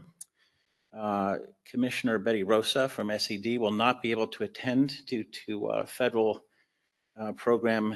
She plays a role with the federal program overseeing Puerto Rico, so she is hoping to make it back from Puerto Rico in time, but it's very likely the meeting will be chaired by Acting Commissioner Mosier. The programmatic focus at the meeting is presentations primarily by New York City groups, with the Gotham Center in particular presenting on the Battle of Brooklyn, for instance. At our last meeting in September, which was also the same date as the September meeting of the New York State 250th Commission, also the debut of the Albany premiere of Ken Burns' American Revolution documentary. That program has been airing nationally since mid-November, and for those who have been able to view it, a number of New York State historic sites, New York State park sites are featured, and the series opening shot actually is at Ganondagan, which we were very happy to see. Worth noting, and please, Heather, take this note back to Lauren Roberts. Here in Eastern New York, a number of events, we're beginning to ramp up, obviously with 2026 being a focal year nationally for the semi-quincentennial, but the Knox Cannon Trail is receiving significant attention. It got significant attention in the second component of the Ken Burns documentary, but starting at Crown Point State Historic Site later this week. Friday, 1 o'clock. You got the time. Very good. Thank you for representing. And the snow is on the ground, and the reenactment has been perfected. And that speaks to Lauren Roberts' capacity as an organizer, that she arranged for this early season heavy snow. So People's Island will be hosting a press event around the Knox Trail reenactment on the 11th, next Thursday. Schuyler Mansion is hosting an event on the 12th. And then looking into January, Hillsdale, New York will be the location where the canon reenactment, the haulage is being passed off to reenactors in Massachusetts. And Commissioner Mosher and I will be attending that event. And there is hope for additional. Raylo Historic Site. All right, so we're hitting all the places. A little Craylo fandom up here. All right, that's good. No, thank you, Heather. So Also, the DAR chapters in New York are placing wreaths at every single Knox marker across New York State. There are 30 of them, starting from Crown Point, going all the way to Hillsdale. thank you for that role. But great credit to Lauren Roberts, Saratoga County historian, New York State 250th Commission member. She has done really sort of been working for quite some time to commemorate this particular event, and it's really a really spectacular launch. As the higher intensity commemorative period ramps up, I think it's a great presence here in Eastern New York. At that meeting of the Rev 4 Commission in September, the Commission approved the OPRHP spending plan. We were awarded $2.5 million by the legislature and governor. That spending plan has been approved. The programmatic implementation of that plan is well underway and includes an active, as the commissioner noted, an active archaeology project at Riscony, now slowed by weather, but we've been on site with Hartkin for about 2 weeks doing an archaeological investigation there, some initial metal detecting and ground penetrating radar, really to help refine our knowledge of where the Plank Road, which was at the centerpiece of the engagement, and where the engagement started on both to the east and west, and where it became most intense. So we're looking forward to the results. There have been some very interesting initial finds, and I think we'd be happy to prepare a presentation to the board, probably spring, summer timeframe, shall see, just for consideration. So the spending is underway, and these are dollars we want to hit the streets quickly. Cordell Reeves and members of his unit are coordinating the award of interpretive program funding for that. Over $1 million is going to develop signature events at all of the at the majority of the Rev War sites in our system, additional allocations to New York City and to Long Island, where we don't necessarily have the historic site infrastructure, but do want to achieve a level of programmatic activity. So Cordell, thank you for your role in that. The New York State Commission on Restoration of the Capitol, long established legislatively, a bit quiet. It's been reconvened by OGS Commissioner Jeanette Moy, and Acting Commissioner Mosher has been named vice chair of that commission. The initial meeting in November included a pretty detailed Capitol tour, top to bottom, a reorientation to the commission's scope, and a chance for members of the reconstituted board to meet and introduce their expertise to one another. So I'll keep you up to date as that commission digs into work. We have new staff to celebrate here at the Division for Historic Preservation. Earlier on the agenda, we heard the first nomination presented by Tamara. Thank you. Very confident. We like that. Well done. And in the time frame of our last meeting, 2 additional staff have started at the division. One is Amber Bedard. Her arrival at the division earned her a press release from the governor's office. Tamara, we didn't get that for you. I'm sorry. But she is our new interpreter of Native American history and works within the interpretive unit at the Bureau of Historic Sites. She is an enrolled member of the Piikani First Nation of the Blackfoot Confederacy in Alberta and Montana. She has a diverse background in Indigenous research and consultation, primarily working within program evaluation in the public and private sectors, as well as in higher education. Passionate about ensuring research and evaluation that it is done in a culturally responsive and safe manner, while also advocating for deep learning and creating space for Indigenous knowledge. She will be overseeing the implementation of our efforts to include Indigenous voices in historical tours, exhibits, and interpretive signage across the state park system. She has arrived with great confidence and a great skill set, and has put her voice forward very quickly, really informing a number of conversations both within the division and even at the agency level. She holds dual degrees in political science and government and First Nation studies from Simon Fraser University in British Columbia.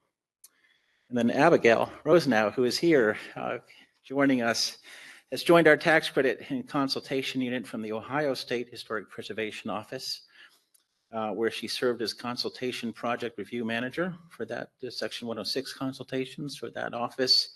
She has integrated quickly with our staff. We appreciate the perspective and experience that she's brought from another state preservation office. She has an undergraduate degree in public and applied history and a master's of science degree in historic preservation and conservation, both from Ball State University in Indiana. So happy to have you here. I expect our March meeting will include a number of programmatic updates.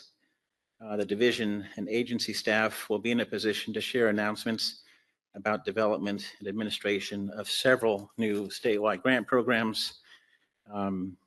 It's a little premature for me to give too much more context about that, except to say we have significant funding through the Department of State, through a cooperative memorandum of agreement with the Department of State to implement the recommendations of the state's African American Heritage Commission. So more than $6 million is coming to the division to undertake those roles. As you heard in September, we received over $900,000 in NPS Maritime Heritage Grant funds to re-grant out to local institutions, and that's a program that we should have up and running in that spring timeframe as well. So thank you all, staff and board members, for braving the weather and giving us quorum and allowing us to do the good work of the State Board for Historic Preservation.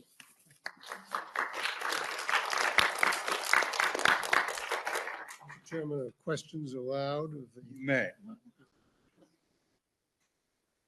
I'm just wondering if you have a sense, perhaps off the record, if that's possible, of whether the director of the National Park Service and his boss, the Secretary of the Interior, care at all about what we do and about historic preservation generally. We know on the record of how hard they work to protect the White House and its grounds. And in fact, the National Trust wasn't any better in that. And they just said, well, we can't, the National Trust said to me, we really can't be expected to do battle with the president. Well, if that's the attitude of the National Trust, I guess we can't expect a lot more from the Interior Department. But are they responsive to us in the 50 states, and do they care about what we do? Oh, Wint. I think it's been an interesting, as Kathy used the words, it's been a tumultuous year, right? I appreciate that she has understood that from my initial opportunities to speak with her and other DHP SHPO staff to speak with her. It has been a tumultuous year. I think we've, for the time being, we have weathered the storm, right? We got our $1.7 million in funding. We were allowed to accept grant monies in several different programmatic areas, including the Maritime Heritage Program, for example, the Civil Rights Program area that's was referenced in Lavada's presentation. So we take a deep breath, knowing that it's quite hard at this point in time to predict what will happen with the next federal budget.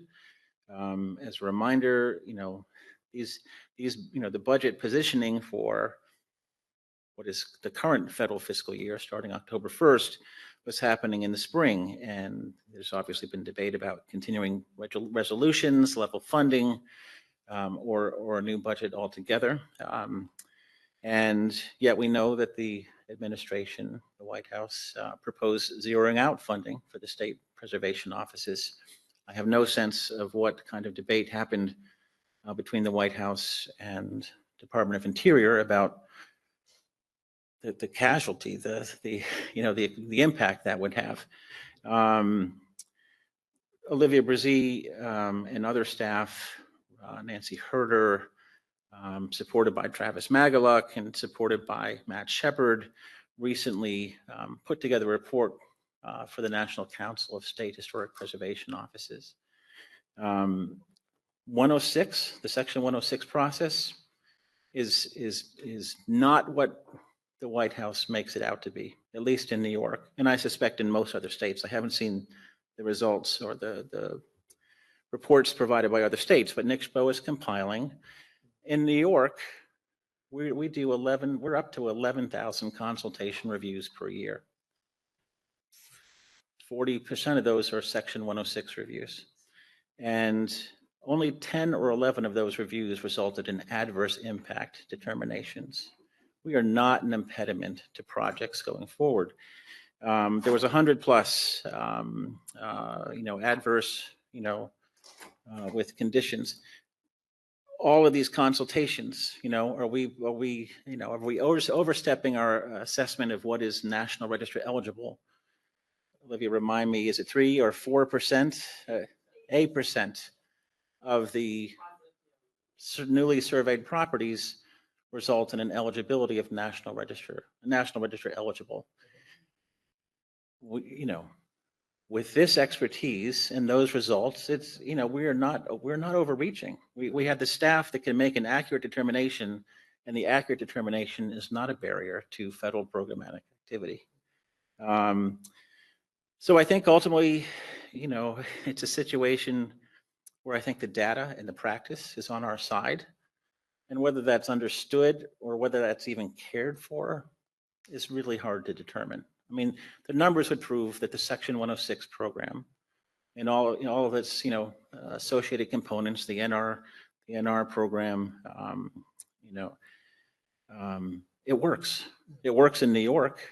As you move further west with more federal lands, it perhaps gets more complicated, or the conversation shifts a bit, different type of resources, more archaeology, less above ground.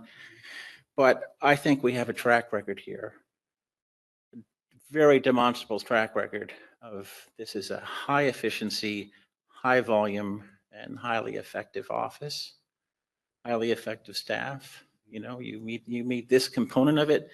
The rest of that staff is high functioning and high deliverable and highly efficient, just like this staff is that so well. So I'm proud of our staff. I'm proud of them weathering the storm this year. Morale never really, I don't think morale ever really nosedived, despite the concern, are we going to lose funding? How do we cover the funding? How do we retain staff?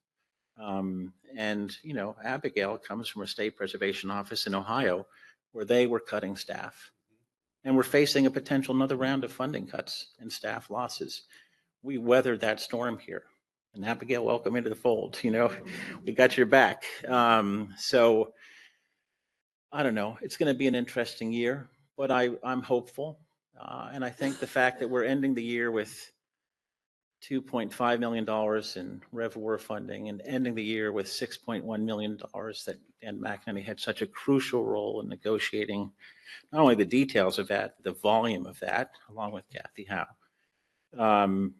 The fact that we're ending the year at 8.6 million more than we started with, whoa, that's a pretty unique year in the division's history.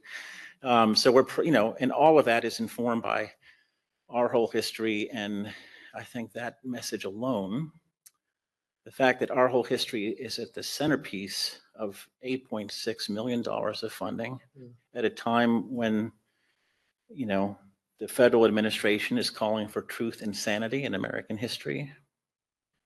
We're standing firm. The governor is standing firm on this. Our new commissioner is very interested in this. Randy Simons stood firm on this. Randy, just so you know, remains on the executive staff. He is now in a title of Deputy Commissioner for Communications, and actually is slotting into a very interesting and effective new role. So kudos to him for a 2-year tenure as Commissioner Pro Tem and responding to what the governor and our new commissioner have asked of him. So great credit to him as well. So Thank you. that sort of answered the I question. think we needed to hear that stalwart and encouraging Sure. statement. You're very welcome. I didn't realize it was a softball question, but maybe it was. That was not a softball question. Final agenda item is new business, and we have, Give me like 2 minutes. yeah. Okay, first of all, I want to show of hands, this is not on here. Cordell and Megan and Anya, his unit, they have been doing amazing work producing the quarterly DHP switchboard, the switchboard, like the old switchboard, you know, like Lily Tomlin. How many on the board have been receiving the switchboard? Couple of you, okay. Well, we're going to make sure moving forward that you get that. Okay. Because it's just, they've done an amazing job telling everybody, both internally and within our agency and the people on our boards, kind of what's happening, what we're doing each quarter. So that's, we'll make sure you get that. Is that email or how does it Yeah. come? Yeah, it's a link. Okay, Yeah. I haven't got it. Yeah, so we'll make sure. So be on the lookout for that. Also, Chelsea mentioned previously, she took a poll and we've landed on the 4 dates for the new year. You've got that in the minutes here or in the on the agenda, March 12th, June 4th, September 9th, and December 2nd. And then mark your calendars. We would love to see state review board members at the statewide preservation conference and the historic preservation, our annual awards, which is a great event held at the same time as the statewide conference. This year going to be held in Cooperstown. I think it's the first time ever we have been in Cooperstown. No? Oh, well, Kath could correct me. Anyways, at the at the Otesaga. So that's pretty exciting. That's going to be April 15th through the 17th. We would love to see you there. And other than that, any other new business from anyone else? No. Okay. Motion to adjourn? Yeah. Okay. Motion to adjourn. So move. Second? Erica, All in favor? Aye. We're done. who was the second? Erica. Oh, wait, who was the first? Erica was the Erica first. moved I don't and, think you need a second on an adjournment. okay, and what time is Yeah, it? it's just the papers floating. We heard, yes, sorry. 2:50. 2:50. We got it. 2:50. Thank you. I'll sign. Thank you.